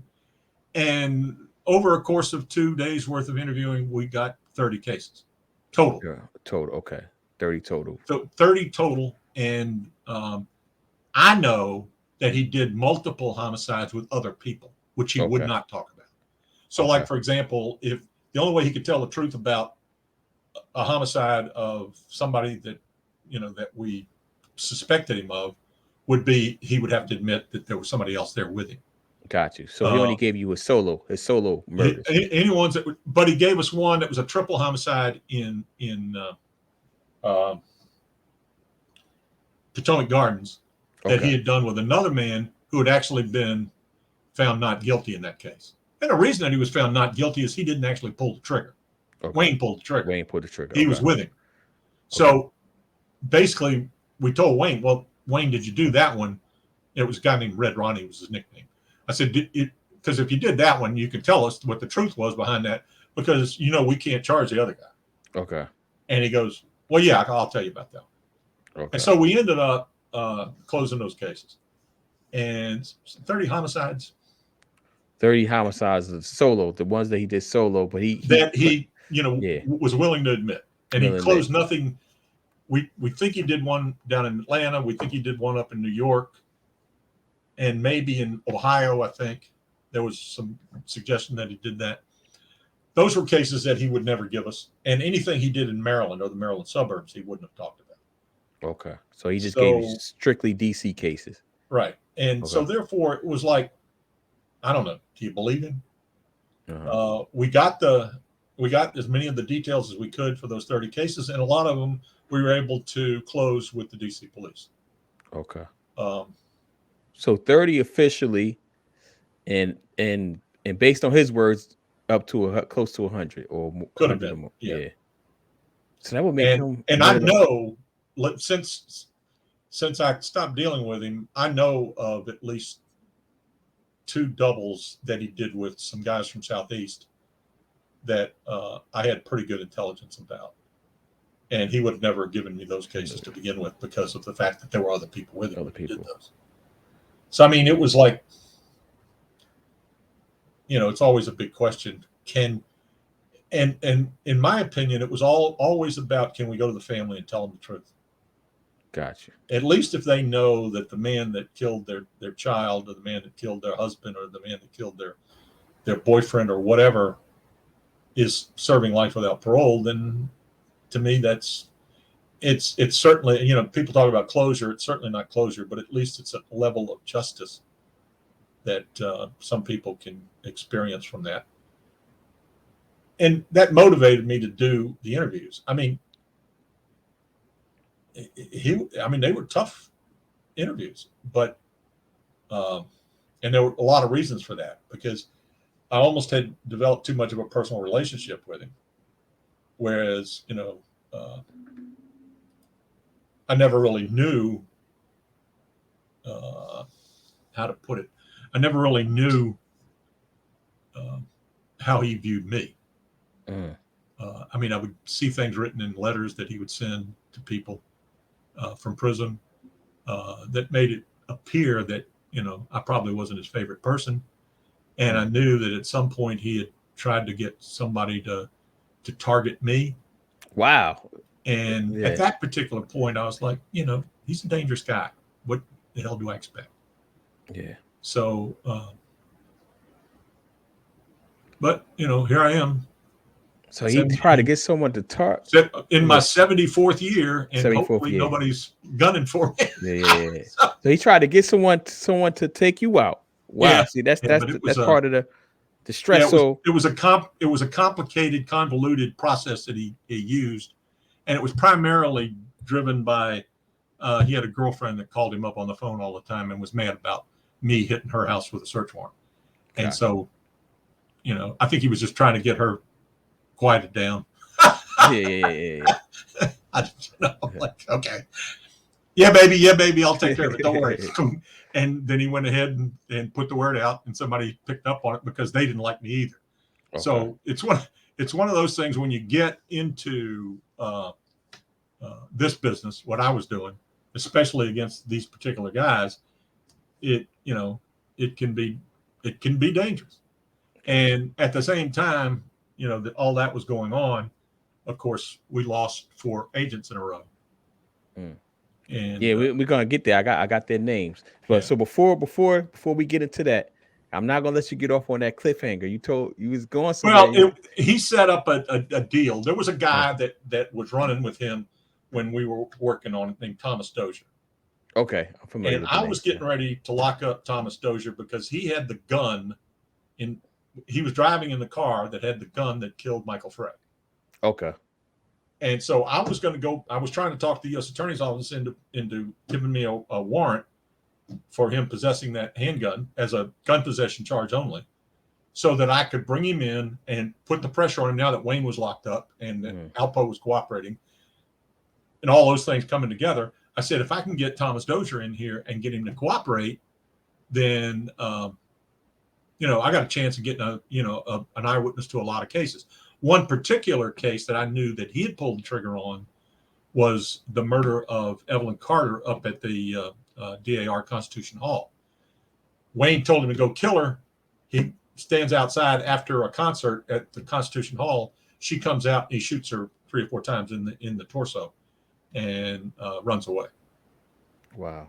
That was the one that so he did that one for Wayne.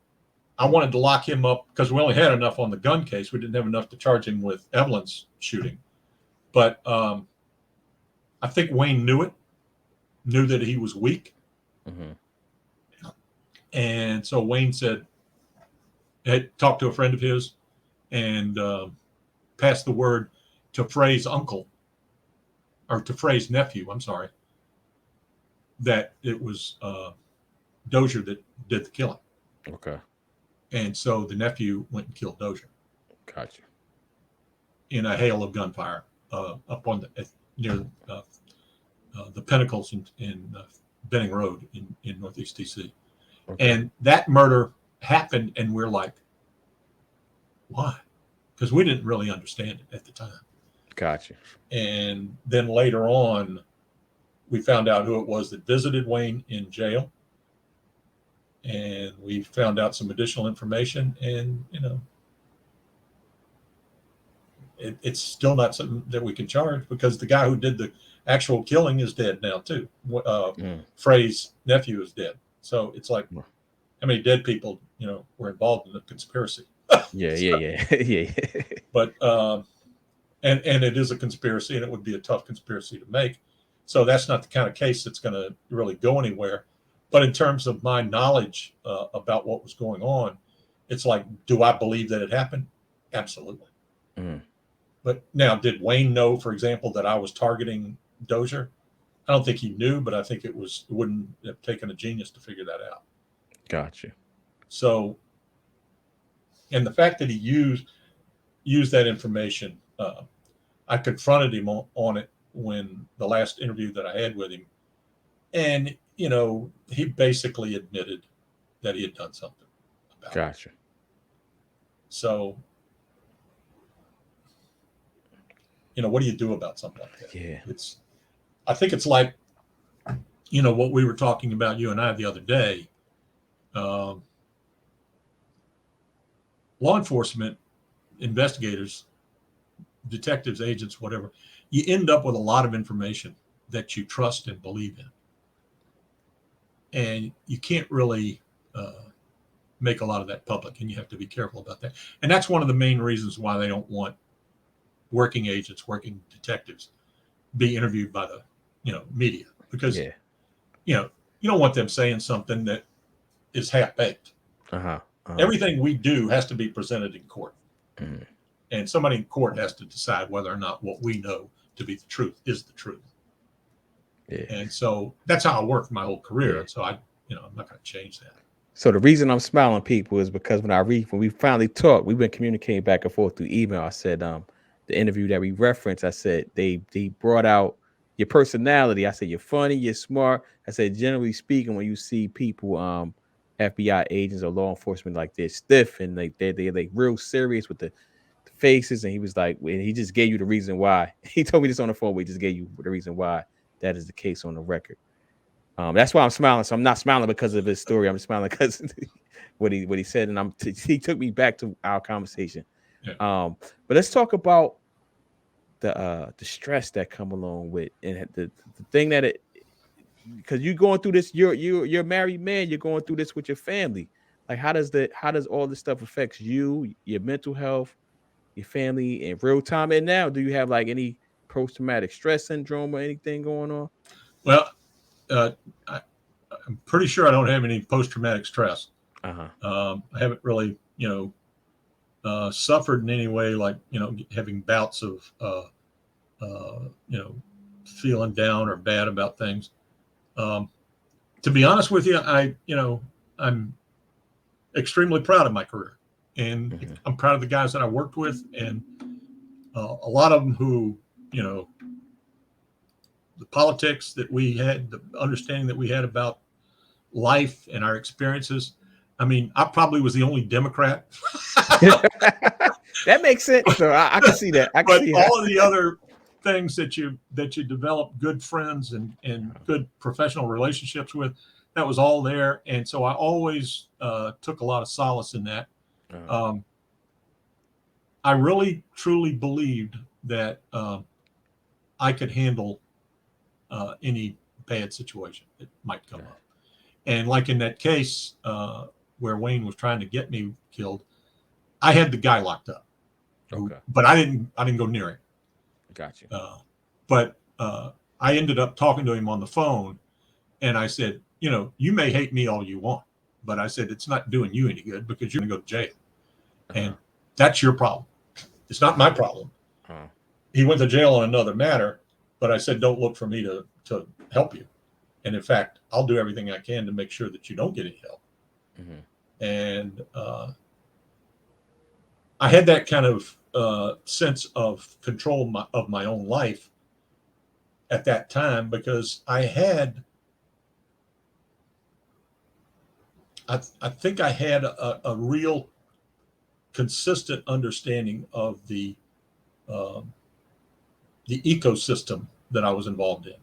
that criminal ecosystem. In other words, I knew things before guys actually were ready to take a chance on things. I had gotten fearful in one case where another case years later, where I put one of the witnesses out here near where I live.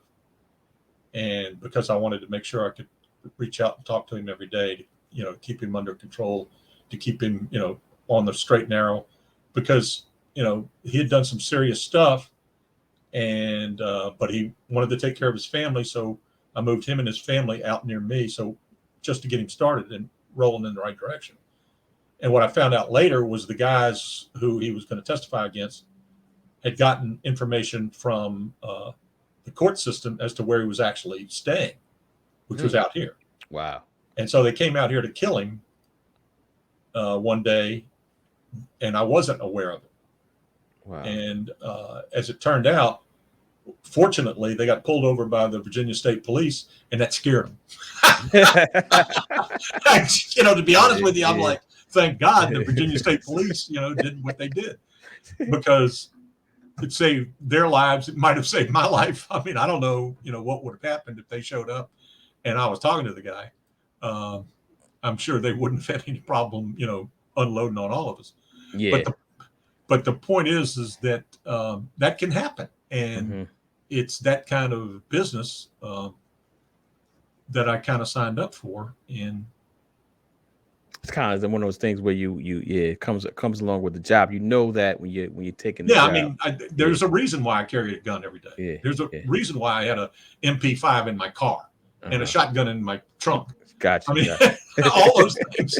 Got you. I mean, when I talk about that to my class, I give them a couple of examples of really bad situations that almost turned very bad. Gotcha. And I try to explain to them that, you got to be aware of that. You have to be aware that you have the authority to use, lethal force, but you also have to live with that. Live with whatever your choices are. And I tell my students about an incident where I, right before I retired, where I was going in on a raid in a drug house, and we had it was kind of a weird setup on a bedroom, and I posted up on the door of the bedroom from the living room into the bedroom, and I was posted up, meaning I was standing there with my weapon at the ready while the rest of the group cleared the rest of the house. What I didn't realize was there was a catty corner door to where I was standing that led to the kitchen. A guy came to that door, and I said, "Get on your knees. We're FBI. We're executing a search warrant, et cetera, et cetera." The normal procedure. And rather than get on his knees, he looked over in the corner of the room off to my left. I'm looking down and seeing what he's seeing, and it was a fully loaded AK-47 rifle. Wow. So I'm like, "Don't move." I said, "I'll take you out if you move."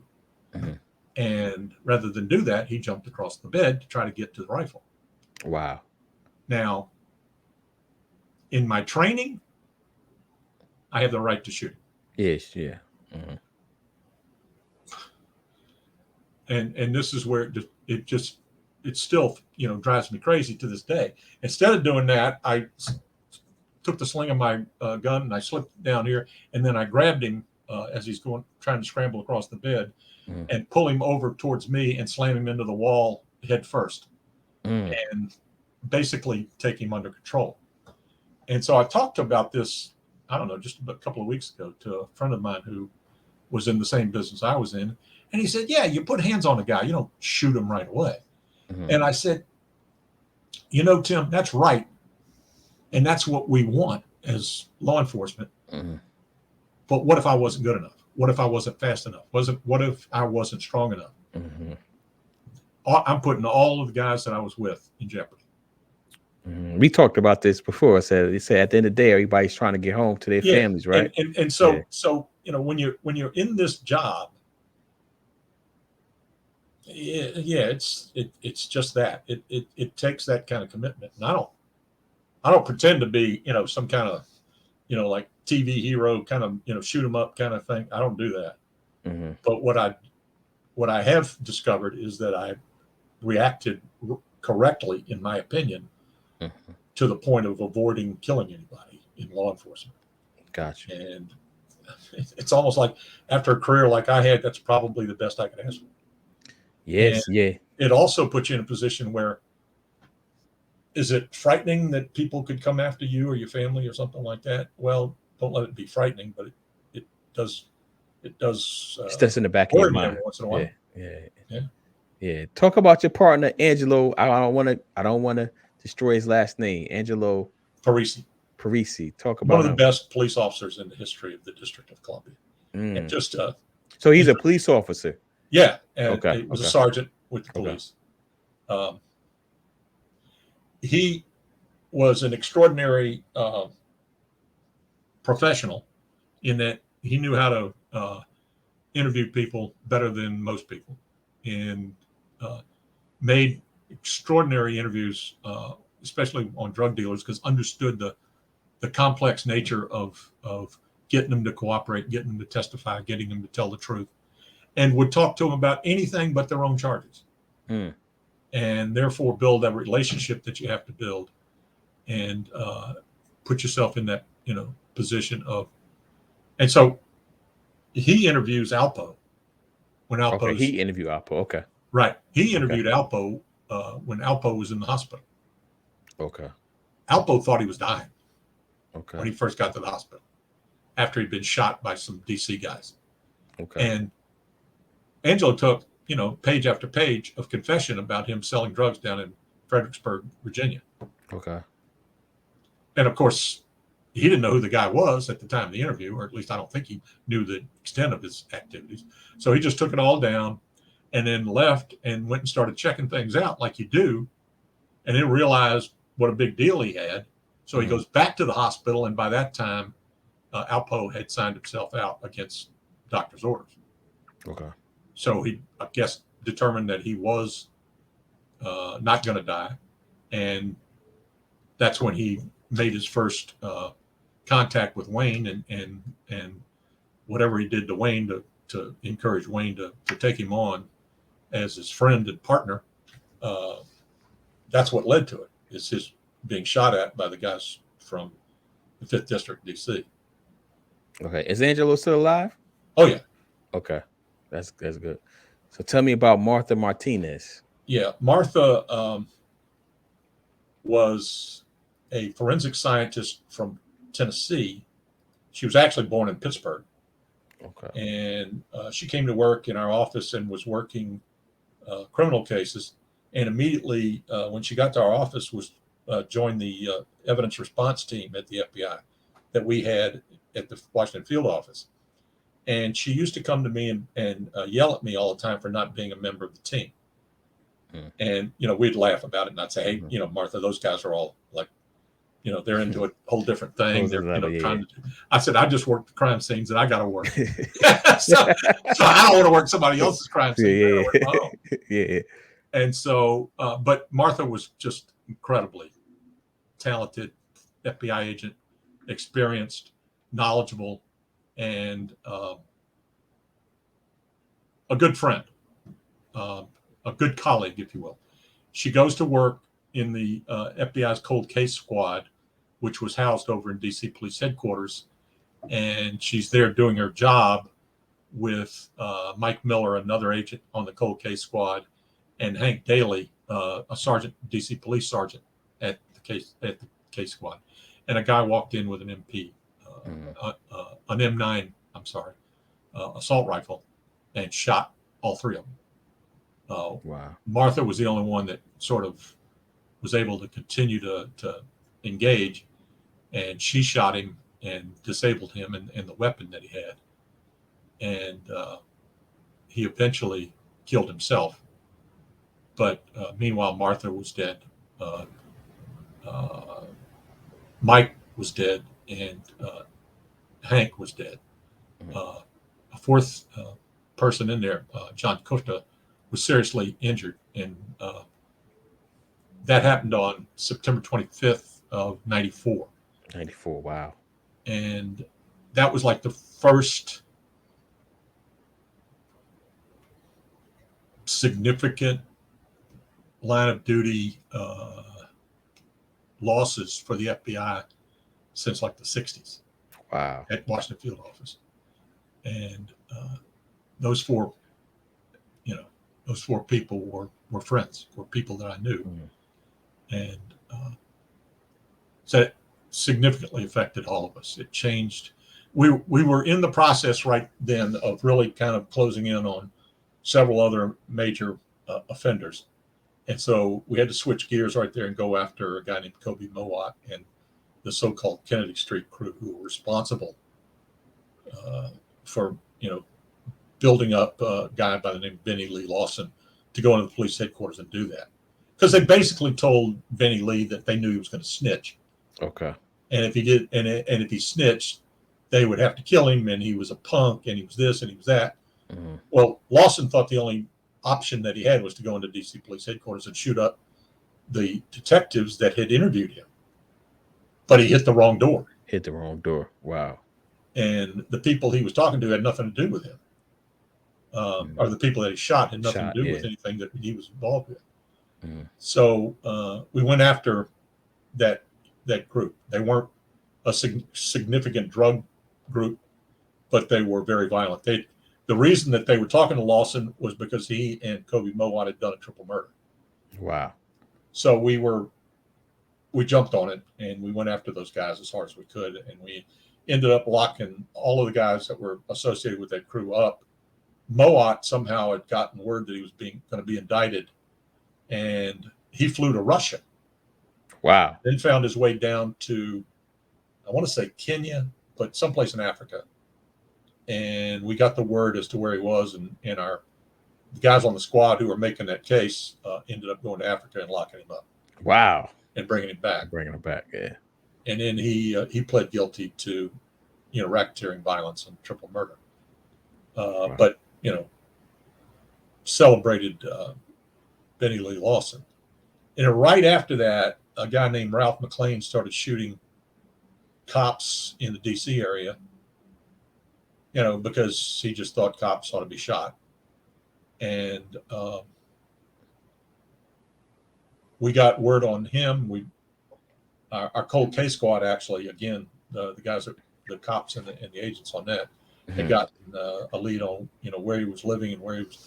It was down in the Carolinas, but they had a girlfriend of his who was cooperating, and she talked him into coming back. Wow. And that was going to give us the opportunity to arrest Mclean.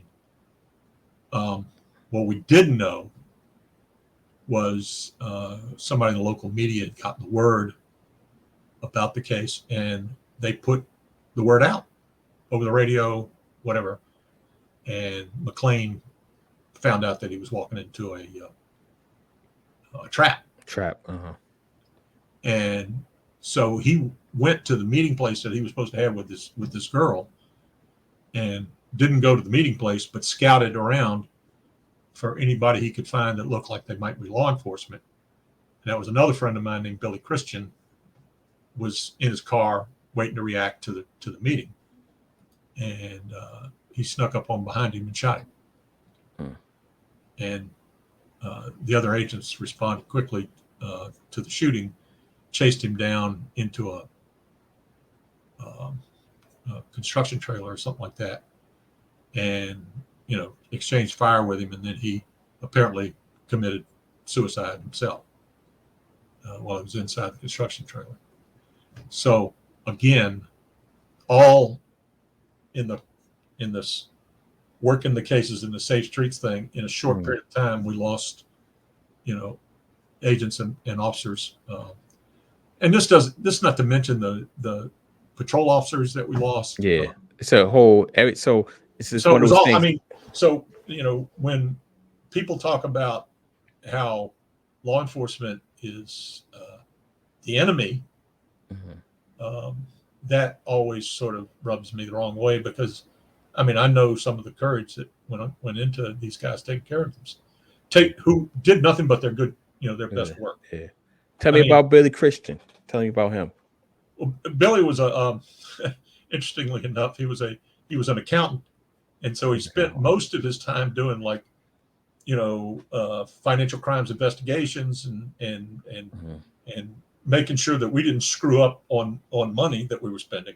Okay. But on top So of y'all that, had an accountant on the team to but make sure the budget. on other times, as he volunteered to be a SWAT team member, and he, that's what got him into that case. In other words, he was a tactically sound agent with a great family and nice, and just a good guy, just somebody that you would, you'd want to have as a friend. And, he'd come down and talk to us all the time and, kid around with us all. Just same kind of just great person that you want to be working with, that you wanted to be associated with. And, we lost him. And we lost him to the violence that was going on at the time. The streets, yeah. Tell me about Mike Miller. Mike was kind of a new guy to me. I mean, he came to the squad in, I want to say, actually in 94, probably mid 94, and got onto the squad and was working with Martha over at police headquarters. And again, another really solid veteran agent that, just wanted to do the job. And I ended up being sort of the point person at the hospital to, see if there was anything we could do for the family when they came to the hospital, because I think he did survive a short time after the shooting, but it didn't last long enough. And a father, I think he had one or two kids. I don't, it's been a long time since I, thought about Mike and his family, but just, again, terrific people. And it tells you the price that you have to pay. It tells you, it puts you in that same kind of mindset of what the hell am I doing here? Am I the right person to do this job? Am I the one that is going to make or break the case, or am I just kidding myself? And do I need to be, incredibly solid with my tactics, or is being smart enough? That's, in law enforcement, that's always to me kind of the question. Can we do our job the best way we know how? And are we capable enough to handle when things get really bad? Yeah. And I think about those guys all the time. And maybe that's post-traumatic stress, but also, I'm been fairly religious and keep my faith most of my life, and I stick to that and pray to God every day that I'll have the courage to sustain their memories. Yes, I don't really have anything more that I can add to that. Otherwise, I mean, it was just it almost prepared me for the stuff that happened on 9/11, 2001. We did a raid that morning, and we came back to the office, and we didn't know what had happened. We saw a second plane go into the building up in New York, and then we heard this massive explosion that I found out later was the plane going into the Pentagon. Pentagon, right? Yeah. Yeah, and our building shook, and man, we were like at a loss. And by that point, I had given up responsibility for the evidence response team, and I knew they were going to have to go over there and do the crime scene, but it was going to be a while. So we ended up running out and just interviewing the Pentagon victims at various hospitals throughout D.C. We just got names and, what did you know? What did you hear? And of course, it was very little. It was like, there was a fire and an explosion, and I just got the hell out of there, and I came over here to the hospital. So I mean, I could almost write the interviews by myself. Yeah. But, so we got into that, but as the next day and the 2 days later happened, I got called by the head of the ERT who had taken over after me, and she told me that she wanted me to go to a meeting at the Pentagon because they wanted somebody there that knew about DNA. Gotcha. Wow. Okay. Whatever I can do. So I went to this meeting, and it was all these generals and bigwigs from almost every agency that there was, and it was me. I was representing the FBI. Yeah. So you were the only one there representing the FBI? As far as there were some headquarters guys who were there, but they weren't going to be, participating in any investigative responsibility. Gotcha. And so the military said, we have khaki officers. I don't know if you. What's that? What's that? But khaki officers are people that work with the families of victims of combat deaths and that kind of thing. So it's a kind of a normal process that the military has to take care of their own when there's in the line of duty deaths.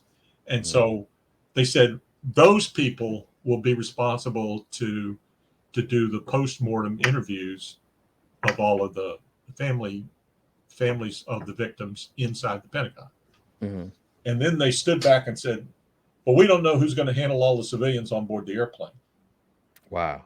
And I went, well, what do you mean who's going to handle? We're going to handle them.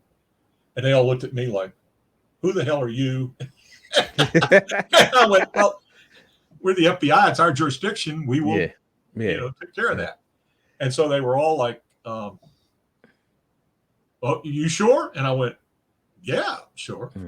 Well, what I didn't know was there was all this sort of back and forth language going on that the FBI never did this before. And how do we think we're responsible? Blah, blah, blah. Well, the Pentagon is a federal installation. Yeah. And it's basically murder and a terrorist act on a federal reservation. Duh, it's FBI jurisdiction. I said, so we handle anything, especially, when it comes to victims. And so, but y'all have to be trained in doing post-mortem interviews. And I went, well, how do we do that? And they said, well, call this number. And they gave me a telephone number. And I was like, okay. So I go back to the office and I write a memorandum, to the command post, because we had a command post set up and a whole procedure set up. And I said, this makes sense to me that we should reach out and get the DNA for all of the victims so we can get any human remains from the Pentagon identified with the victims that were on board the airplane. I said, then at some point we'll have 3 or 4 sets of remains that belong to the hijackers. And we'll be able to use those 3 or 4 sets of remains if we're going to prove any conspiracy, with any live person. In other words, you know more about it than I do in terms of your legal understanding. But if I'm going to prove a conspiracy that Osama bin Laden sent these 4 guys, to blow the plane up, I'm probably going to have to prove that they lived, who they were, and what association they have with Osama bin Laden. Yeah, absolutely. I would think. Yeah. You would think, right? You would think. From an investigative standpoint, that's how I put the memorandum together. And I said, on top of that, we have to deal with the families of the victims. And so everybody went, well, yeah, okay, whatever. And so the next day I rounded up 20 guys, 20 agents and officers. And I said, okay, we've all got to be trained in how to do post-mortem interviews. So I got everybody together in a conference room, and I called the number up and I said, can you train us? What is post-mortem interviews? And can you train us in how to do? And the guy goes, yeah, it's very complicated. And it turns out this guy that I was talking to was some kind of a,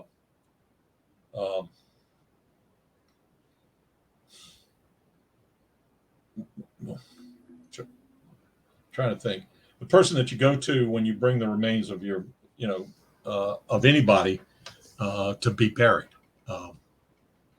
It's not a mortician. Yes. Mortician. Okay. This guy was a mortician. Okay. I just, sorry about, my memory cool. doesn't work like it used to. So I said, okay, so what do we got to do? And he says, well, you have to ask all these 40 questions. And I said, what do you mean 40? Do you have them there? And he says, yeah. I said, well, can you fax them to me? He goes, yeah. So I get a copy of the list, and it's like name, date of birth, what was the subject wearing? I mean, it was like basic questions. And I'm like, yeah. I think we can handle this. This is kind of what we do for a living. I said, these are the questions that they're talking about that I'm supposed to, be really concerned about learning. Be trained on. You be trained on. So I get the form and we pass it out to everybody, and so everybody knows what their marching orders is. And then we start putting together all of the teams to go out to do this. And we ended up having to have a nurse with each of our teams. So if we went out and talked to the family members and we could draw DNA sample from, a blood relative, then we would do that. But the Army, they were in charge of the DNA analysis. They wanted us to get blood samples from the victims rather than swabs and stuff. So I said, well, okay. And so we had nurses go out on all this. And so we had these teams set up. And I'll never forget the very first victim family that I went to was a woman named Teague. She was from North Carolina, and her daughter, Sandra, had died in the airplane. And she was a little bitty firecracker. Huh. And so I go to her brother's house out in Reston, Virginia, or someplace out in Northern Virginia. I can't remember now. And she comes up to me, and I'm telling you, I never saw fire in the eye of a woman like that. I mean, she was mad as hell at me. Mm-hmm. Like, who the hell do you think you are letting my daughter, I'm like, I was like, I don't know what you think. But then I said, no, I got to stop. I said, you're right. Yep, I should have done better. And it was our fault. And I apologize. But, we got to take care of Sandy. So help me do what I have to do. Mm-hmm. Again, it comes down to how do you respond to the community when they're mad at you? Mm-hmm. Do you give it back to them, or do you recognize the pain they're in and try to do empathy, right? And it's trained. Well, and that's EQ, exactly EQ. That's what they call it. Emotional intelligence. You got to have, yeah. So I got yelled at, but eventually we became friends, and and I was able to get some of her personal effects back, including a ring that was very important to her, and. I had to drive down to North Carolina with how did you get a ring back in that type of That's exactly what people don't really realize in a terrible incident like that. All that stuff's there. I mean, we were combing through my evidence response team, which thank God I didn't have to do it myself, but our evidence response team was combing through every little bit of debris and recovering anything that they could. And rings and metal objects like that. I mean, I recovered 6 or 7 wedding rings. Wow. And then of course we had the DNA from the victims. One of the victims was a doctor from Ethiopia, and they wanted to have a traditional Ethiopian cemetery visit and church service for him in Ethiopia. I had to arrange with the Ethiopian embassy to allow his remains to be transported back to Ethiopia. He was from California. Wow. So it was kind of a interesting exercise for me doing the work that I'd done for all those years, where, sort of toward the end of my career, I'm doing this with all the victims from 9/11. Yeah, I told you, man, Forrest Gump, man. You're the Forrest Gump. That was me. I never looked at it that way. I always thought myself as a little bit more, at least a bit smarter than Forrest Gump. No. That's what I was saying. Not on the intellectual level, but on everywhere. Yeah, the Forrest Gump, because I was there at some strange time. It's some strange time. Yeah, not definitely not on the intellectual level. I won't put that on you. Well, one last name. Well, I don't know if it's the last name or not, because you said you I like the 9/11 story, because that. Maybe if you come back, we talk about more about that, because I didn't even I read that in your bio, but I know it was that detailed. But you mentioned Hank. I didn't catch the last name. I don't know if you gave his last name. Yeah, tell me about Hank. Yeah, Hank was a sergeant, DC police sergeant, and one of these old time crusty cops that was actually extremely smart.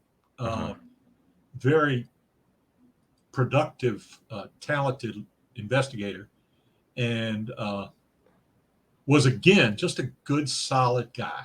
Somebody that you'd want to have backing you up on an issue. Was a great manager. I mean, he was basically the boss of the cold case squad. So all of the guys that worked on that squad just considered him to be their wall. Okay. Against whatever administrative nonsense was coming their way. He would filter that stuff out. In other words, a good boss. Okay. And from my viewpoint, he was kind of my generation of people. I mean, I think he was a Marine in Vietnam right around the time I was there. So he had gravitas, I guess is gravitas. That's a great word. Gravitas. Yeah. And was a good guy. Yeah. A lot of fun to be around because he didn't shy away from having a good time whenever it was appropriate. So got you.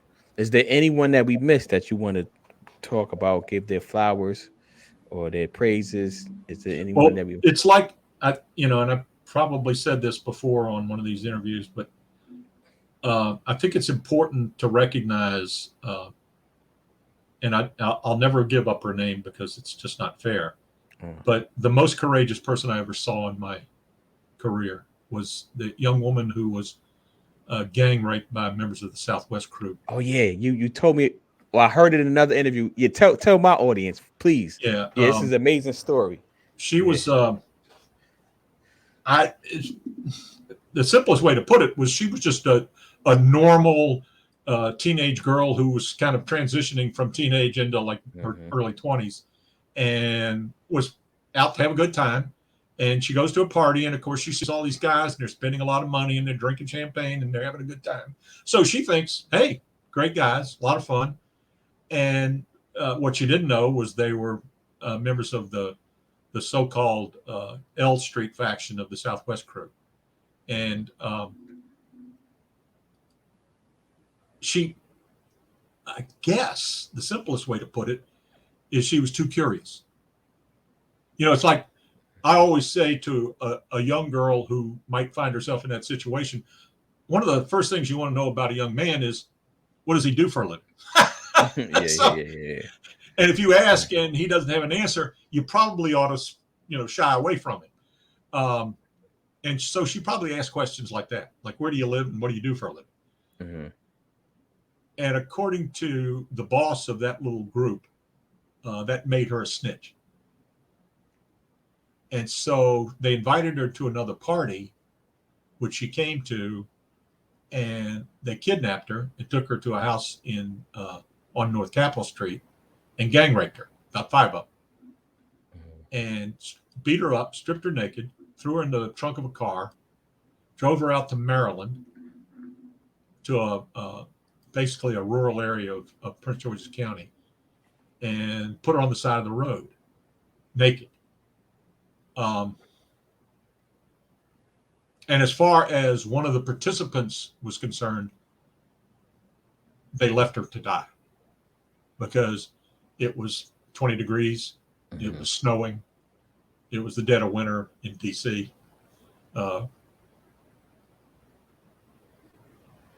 And so we're interviewing that particular guy, trying to turn him against his fellow crew members.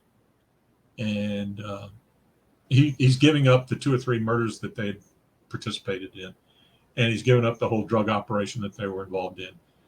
And so ultimately, the interview came down to the fact that you have got to tell us anything you know that they know, that you participated in, that they know you participated in.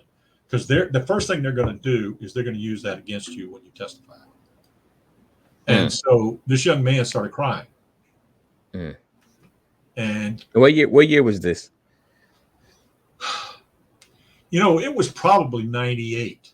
98, so late 90s. Okay. Yeah, it was late 90s. I think that's when that case really started, I want to say the 98, 99 time period was when we did the Southwest crew case. Okay.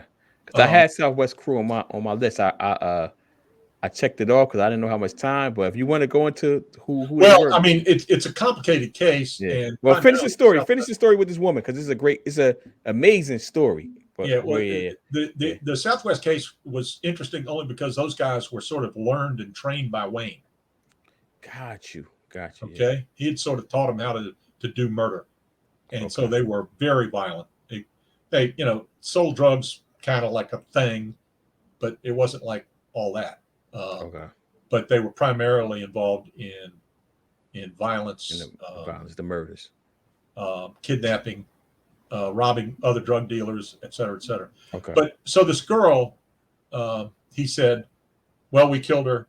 We gang raped her and killed her and dumped her out in Maryland.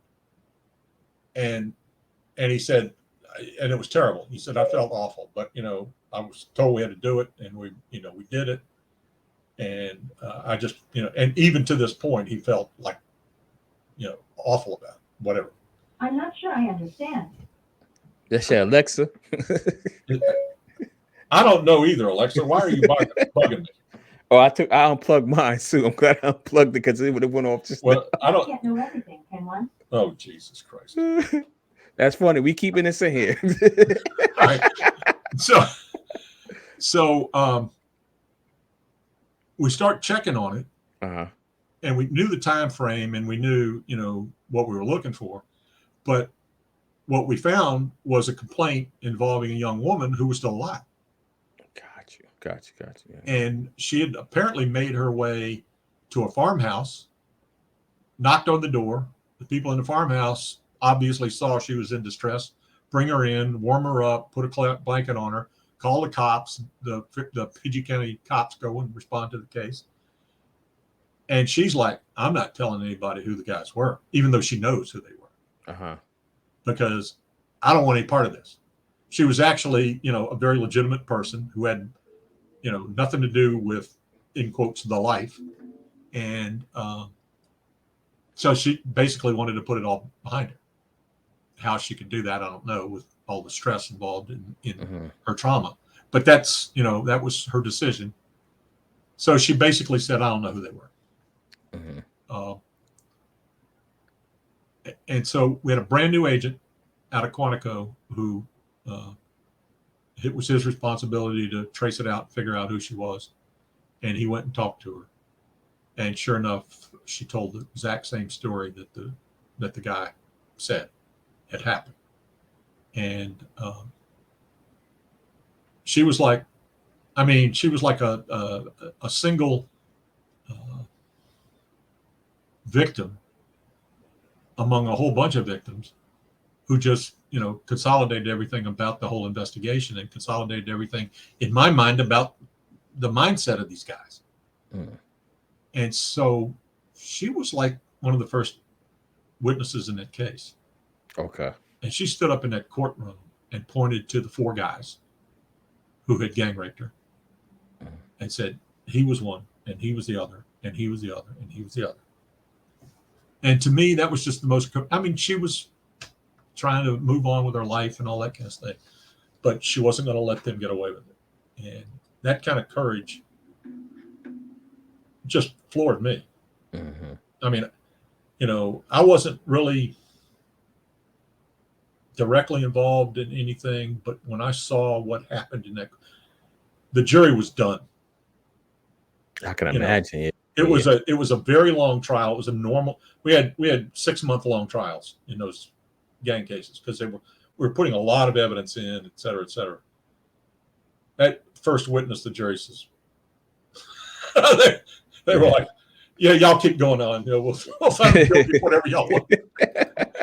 She had such an impact on the jury, and that's how the truth does sometimes. It just floors you, and I think in her case, to me, that was the epitome of what we were about. That kind of just absolute despicable treatment of any human being, and for that human being to come back and get a chance to stand in front of the world and say, those are the people that did it. Those are the people that, wow. I just think that was an extraordinary show of courage that I don't think I've ever seen. Wow. And, that's going back to my military time, to my, time working in DC.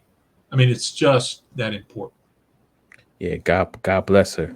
Yeah. Um, And I say just- that every day. I pray yeah. for her every day. Yeah, that sounds like it's an amazing story, and it sounds like it I was, just hope she's, as happy as she can be these days. Yeah. That's all I can hope for. Yeah. Is there anybody else, any other situation that we didn't discuss that you want to touch on? Well, there's so many stories that are similar to that, but I don't know if I'm doing being righteous enough for him. It's easy for me at this stage in my life to talk about some of the things, and I try not to embellish and try not to say things that I'm not 100% sure on. But again, the people I worked with, the people that we served, that's what matters. I mean, I guess being a celebrity like Wayne and Alpo were, that is some kind of, thing to do. But I just think that the real story of that time period was how the community found a way to get us on the right track, because that's the only way it works. To make sure that we had the information that we needed. And I think the benefit that we had of working with a group of professional law enforcement people like we had, who understood about the importance of building a good intelligence base, who understood the importance about using forensics in our investigations, who took the time and spent the resources to do the covert part of the job along with the overt interviews. Okay. I mean, those are the things that made a big difference. And I think, stepping back, I know why the homicide rate went from 400 to 150. 150 seems to be something that happens in a city DC size. Husbands shooting wives and wives shooting husbands. There's going to be a lot of that that's just going to happen. Yeah, it's going to happen. Especially now with COVID and all that kind of thing. So let me ask you this, because you kind of stole one of my questions. You answered it before I even asked it. Like, so you said you went from 400 to 150, and what was the time frame for that? Like 3 years. 3 years. Wow. Maybe 4 years. So that's basically, my math is a little from off. 91 to 94, we started to believe that we had things under control. So that's in terms of numbers. Yeah, some of them was 77. Part of that under control was, could the DC police handle the number of homicides they had? At 400, they couldn't handle it. Gotcha. It was too much. Gotcha. I mean, they would go out and work a scene, go out and do the normal routine leads, talk to the family of the victim, et cetera, et cetera. They go out and do that, but you need to do more than that on that first day. And if you don't have enough manpower to do that, because you've got another case that you just got called out for, that's where the problem is. The police just don't have that sort of intense investigative resources to be able to do the things that we have to do for that many cases when you're talking about basically 30 detectives, which is, I'm guessing at the time that's what it was. But when we added our resources to it, that gave them what they needed. It gave them the ability to be able to rely on somebody else if this case belonged over into their work. Gotcha. The good news for us and for the DC police is, if we closed a case, we closed it as quick as we could. We didn't hold back on it. We didn't make them sit around and wait for our federal investigation to develop. Yeah, you see that all the time in you see it on TV. And movies like this is we didn't do that. We are the FBI. This is my jurisdiction. We're like, we're closing this. Okay. And it makes a difference, and that's how we had to be responsive to both sides of the issue. Okay. So I guess this could be. I got one question. This is my second and last question. I think you might probe something else, but like so if it's a young person that's want to get into the FBI, become an agent, what advice would you give them? Well, it's a different outfit right now. It's Mm-hmm. it's a lot more focused on terrorism cases, which can be a good thing. Mm-hmm. Um, when I went in, we were still doing a lot of criminal work. The criminal work may not be as robust as it was, but the good news about the FBI is it changes all the time. It's Okay. like it changes direction, it changes priorities based on what the most serious problem facing the country is. So right now, for example, right-wing extremism is going to be a big important part of what we do. Okay. If a young person wants to get in the FBI, there's a couple of directions they can go. They've got to start with a college degree. They College have to degree they have to get a mandatory. college degree, Yeah. and they can go to work as a technical assistant. There's a whole bunch of different words they call them now. Used to be clerks. We were, a lot of the people that I started in the FBI with were hired as clerks. But what Okay. that meant was they might be working in white collar crime. They might be working in, terrorism stuff. They might be working in bank robbery investigations at headquarters, basically doing paperwork and helping investigations all over the country. Those jobs are pretty much available to college graduates. Okay. But for anybody that wants to be an agent, it gets into a real competitive environment. Okay. You have to have something special, something extra. It may be a foreign language that you're, good at. It may be that you're an expert in computer technology. It may be that you have a master's degree in forensics, or that you have a PhD in biology. The bad news is you're competing against people that are applying from all over the country. So it's all a numbers game. As far as the Bureau is concerned, it's like, well, we're going to hire X number of people, and wherever you fall on our list, 1 through 1,000, we're going to hire 300 and above. And that's how it works. And a lot of it depends on, money and resources the government has available. So how does it work? I think in this day and age, the way it works is build your resume, work hard to start applying right after college and seeing where that takes you. And I think that's probably as good an approach to do it as you can. If you have a language skill, if you have some unusual ability in some other way, and you have an academic credential that goes with it, a lawyer, an accountant, that kind of thing, you're going to have a leg up. Leg up, yeah. Yeah, but, yeah. And I think that's kind of it. It can change in 6 months. Right now, as far as I know, because I tell my students this, the FBI is hiring college graduates to do these clerk jobs, technical jobs that are basically, they're interesting work. They can be fun, and again, the organization is so big that once you get inside, you have that mobility opportunity, which can surprise you. And hey, I can apply for that over there. Doing something different just because I'm bored with what I'm doing, what I got hired on to do. Yeah. And the organization is big enough to allow that. And that's the problem with a lot of police departments. You get into a big city police department, one of the benefits of being in a big city police department is that you have some upward mobility possibility. DC police, for example, pays better than any police department around here. But they also have upward mobility because they're a larger police department than, say, Stafford County or, Fauquier County, or, Prince George's County. But the point is that so you do want to have upward mobility, especially if you're a college graduate and you want to become, you want a career in law enforcement.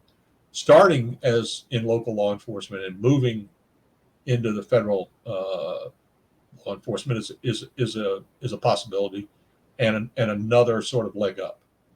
Gotcha. Military experience. I mean, from my perspective, I had 3 years in the military, 6 years in the FBI lab, and I had my bachelor's degree, and I was working on my master's at the time that I got hired as an agent.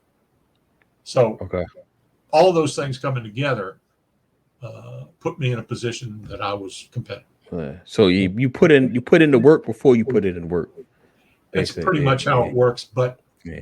I'm not going to say that if somebody is extraordinarily talented in some area, that they're not going to be able to walk right in. Yeah, I have a couple of my one of my friends is he's an undercover FBI agent. Now, I don't speak to him much because he's always undercover. Yeah. And I never know what he's doing. He shouldn't be telling you stuff. Yeah, he doesn't tell me anything at all. He switched. I had to reach out to his mom one day because I reached out to him. His numbers are disconnected and everything. I haven't heard from him in a while, and I knew he wanted to be a lawyer at first. And then he went into the law enforcement and became an agent. And then I was like, I just was reaching out to him one day, and I could not get in contact with him.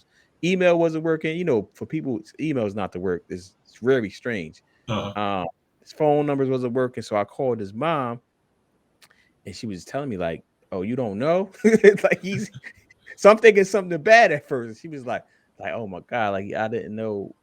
Please don't tell me no bad information. Because we was communicating pretty often." She was like, "No, he's an FBI agent now." I was like, "Well, I knew that part." She's like, "Yeah, but he's undercover, so like none of us hear from him." Like, yeah. And then she's like, "I relayed a message to him when I hear from him again," and she did. And then he like text me from like this weird number. It was like, he's basically telling me like I'm good. So if I told you where I was, I'd have to kill you. Yeah, basically, that's basically what it was. There's so many words. Like I would tell you more, but I can't tell you more. But I'm good. Thanks for reaching out to me, and I'll reach out to you when I can. And that was a couple of years ago, and I haven't heard from him since then. But I'm like, that's the Call of Duty, I guess. That's what he got to do. Yeah, and it gets even so much more complicated when you get deep into a big investigation like that, because you never know when you can sort of act normal again. Like the good news for me is I was always the face of the bureau because I was doing street crime. Yeah. But I did a couple of undercover gigs on some things that I worked on, but it was stuff that I developed on my own. But when you get into working an undercover serious undercover operation that can go on for 6 months, a year, 2 years. And on top of that, you have to maintain your cover after you get out of it. Yeah.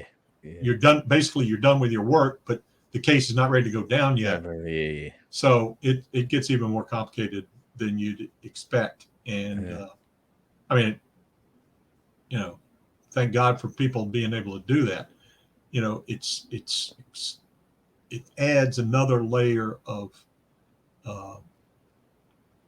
personal struggle for you, because a lot of times your day-to-day life is you got to lie to do everything that you do. Yeah. And so that can work again. A couple of guys that I knew that were deep cover for a long time, they just had very difficult time getting back to working real work at the FBI. I mean, one of the most famous guys was Joe Pistone, and at the end of his career, he got transferred back to Quantico, and they basically put him in an office. Joe Pistone, that was just relax. Yeah, that was what's the name? The movie was about him, right? Right, exactly. What movie is that? I know you talk about. I can't think of I can't think of his name. Not Donnie Brasco, is it? Yeah, that's it. Okay, Donnie Brasco. Yeah. He that's one of my favorite movies. But he was pretty well known figure down at Quantico after he'd gotten out of all that. But it was like he wasn't doing anything. I don't think they trusted him to go out and interview anybody, because he might start telling them something like the mob would tell him. Hey, tell me the truth, I'm gonna cut your ears off. So no, Donnie, we can't do that. Wow. Okay. So Dan, in retirement, I think this is the last question before I ask you to drop where people can find you. What's next for you, or is anything next, or you're just relaxing? Well, I'm teaching and I'm writing a couple of things. I'm hoping to put out, basically a novel about, one of my cases. You can guess which one. but it'll be a novel because I Uh-huh. don't want to expose myself to nothing but the truth. Got you. Want to be able to dance it up a little bit. Yeah, definitely. But the other thing that I do is I take care of my place down at Gulf Shores in Alabama, which is the greatest place in the world to live and enjoy the beach. Okay. So I do that a lot, and so that's my life. This is what my grandsons. Your grandsons. I was about to say. I know your son and your grandsons are a really big part of your life now. I guess it's always been, but I know you said it on multiple interviews, and we talked about it briefly on the phone. So I know that's a major part. So I'm keeping that in mind. But knowing that you are the Forrest Gump of the travel, that you're everywhere, not because of the intelligence. I think the novel is a start, but I think there's a good. So I know you have the textbook out. What else do you have out? Well, I've got my first book was a crime scene examination book. Crime scene, yeah, okay, yeah. I remember, working the scene, and then my second book was the textbook on criminal investigation called Finding the Truth. And I'm pretty proud of that one. I get frustrated. And I get thinking about things, and my wife goes crazy because I'll wake up in the middle of the night and I'll come in here in my in front of my computer and just start writing. And I'll write about things that I'm mad about, or I'll write about things that I'm interested in. That's great. That's great therapy, though. I'll write about like religion and stuff. So it's like, whoa. So that's what I do, and it keeps me sane. Okay. So what I was going to tell you is that I think you got it. I know you have a memoir on it. I don't know if you want to put the time into doing it. Yeah. He said, I tend to. Like right now, I'm writing a short story about something that's happened in my life, and I'm really struggling with trying to be. How would I put it? Telling the truth about my own struggle. I like the way you phrase that. I want to do it, and I'm working on it, and maybe I'll get excited about it. But right now, it's just it's a short story that has I think a little bit of a twist to it, and I'm trying to put that together. So, okay, so the memoir. So just keep this in mind. Like the memoir is your version of your life. Yeah, it's your story. It's not saying it's 100% accurate. This is what. Yeah, but I have some skeletons in my closet that I don't like to reveal. I got you. Say no more. And the other and one, somebody's out there that knows too. Yeah. And the other thing that I want to play, this is all up to you. But if you do this, I want a cut of it. I think there is a mini series or a movie about your life. Ooh, that would be maybe. It's going to come. So I think you should think about that, because someone's going to. I'm not saying this is going to be the platform where somebody's going to find you and reach out to you, because my audience ain't flipped the scripts, and my audience is not that big. But someone somewhere is going to see your story, and if they haven't done it already. See, this is the thing. I've gone viral twice, and the last interview I didn't go viral, and I don't know if yours is going to go viral, but I mean that's on you guys. Yeah, so I think there's a movie or a mini series, because I told you you're the Forrest Gump of this thing. Yeah. That's gonna be made about you. So just I'm calling it. So, but if it happens and you're involved, I gotta give you some. Yeah, gotta give me the guys. Well, I mean, if you're putting it that way, I'm gonna have to get my son involved, and he's gonna have to tell you what percentage. Got you. We can make it work. I'm a lawyer. We can make it work. Trust me, I'm a lawyer. We can make it work. I know. Trust me. Sign this contract. Don't worry about it. Exactly.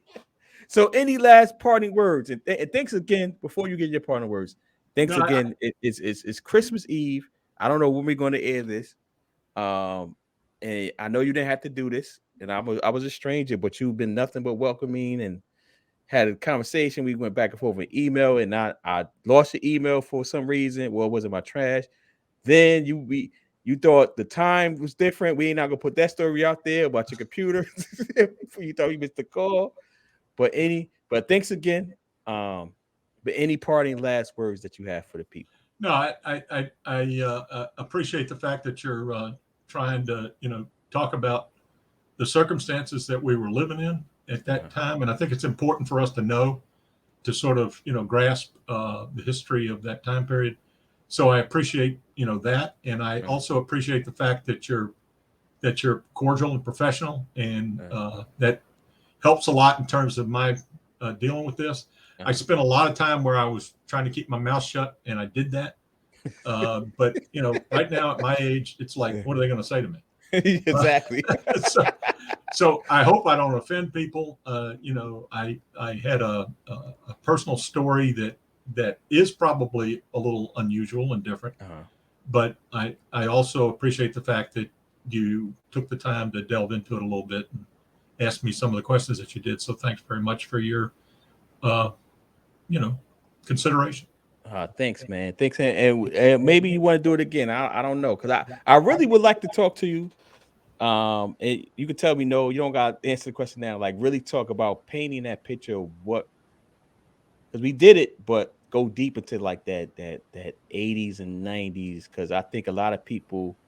I was a kid, but I don't think we really appreciate like the violence that was going on. Yeah. It was frightening in some cases, but yeah. It was like I always used to say to my squad mates, the bad guys have to understand that we're better than they are, and so I don't know that that's true, but I think that's kind of the way you get through some of the difficult times, some of the scarier times, is like, we really did what we could do, and were prepared we were much more prepared than the average person was, because nobody was prepared for some of that violence that they were suffering. And at least we had the weapons, and we had the training, and we had the ability to be able to continue that training. Got you.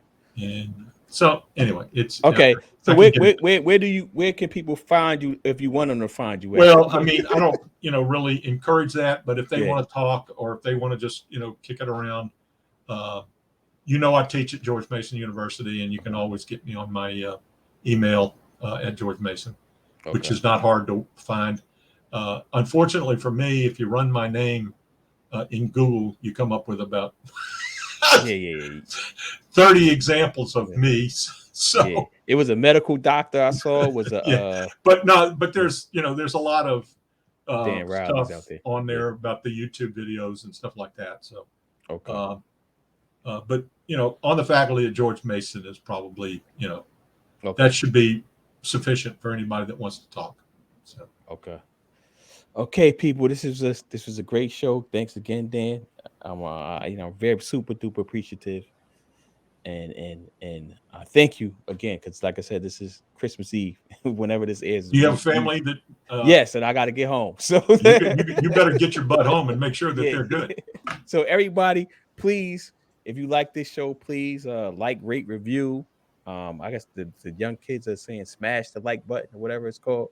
You can find me at dbethea.esq on Instagram. I'm dbethea _ESQ on Twitter, and I'm DeTravius Bethea every place else. I'm not that hard to find. I don't have any burner accounts like Kevin Durant or anything like that. So I'm pretty easy to find. So until the next time, I hope everybody having a wonderful and happy holidays, and you're enjoying your day whenever this airs. Until the next time, peace. Let me end this broadcast.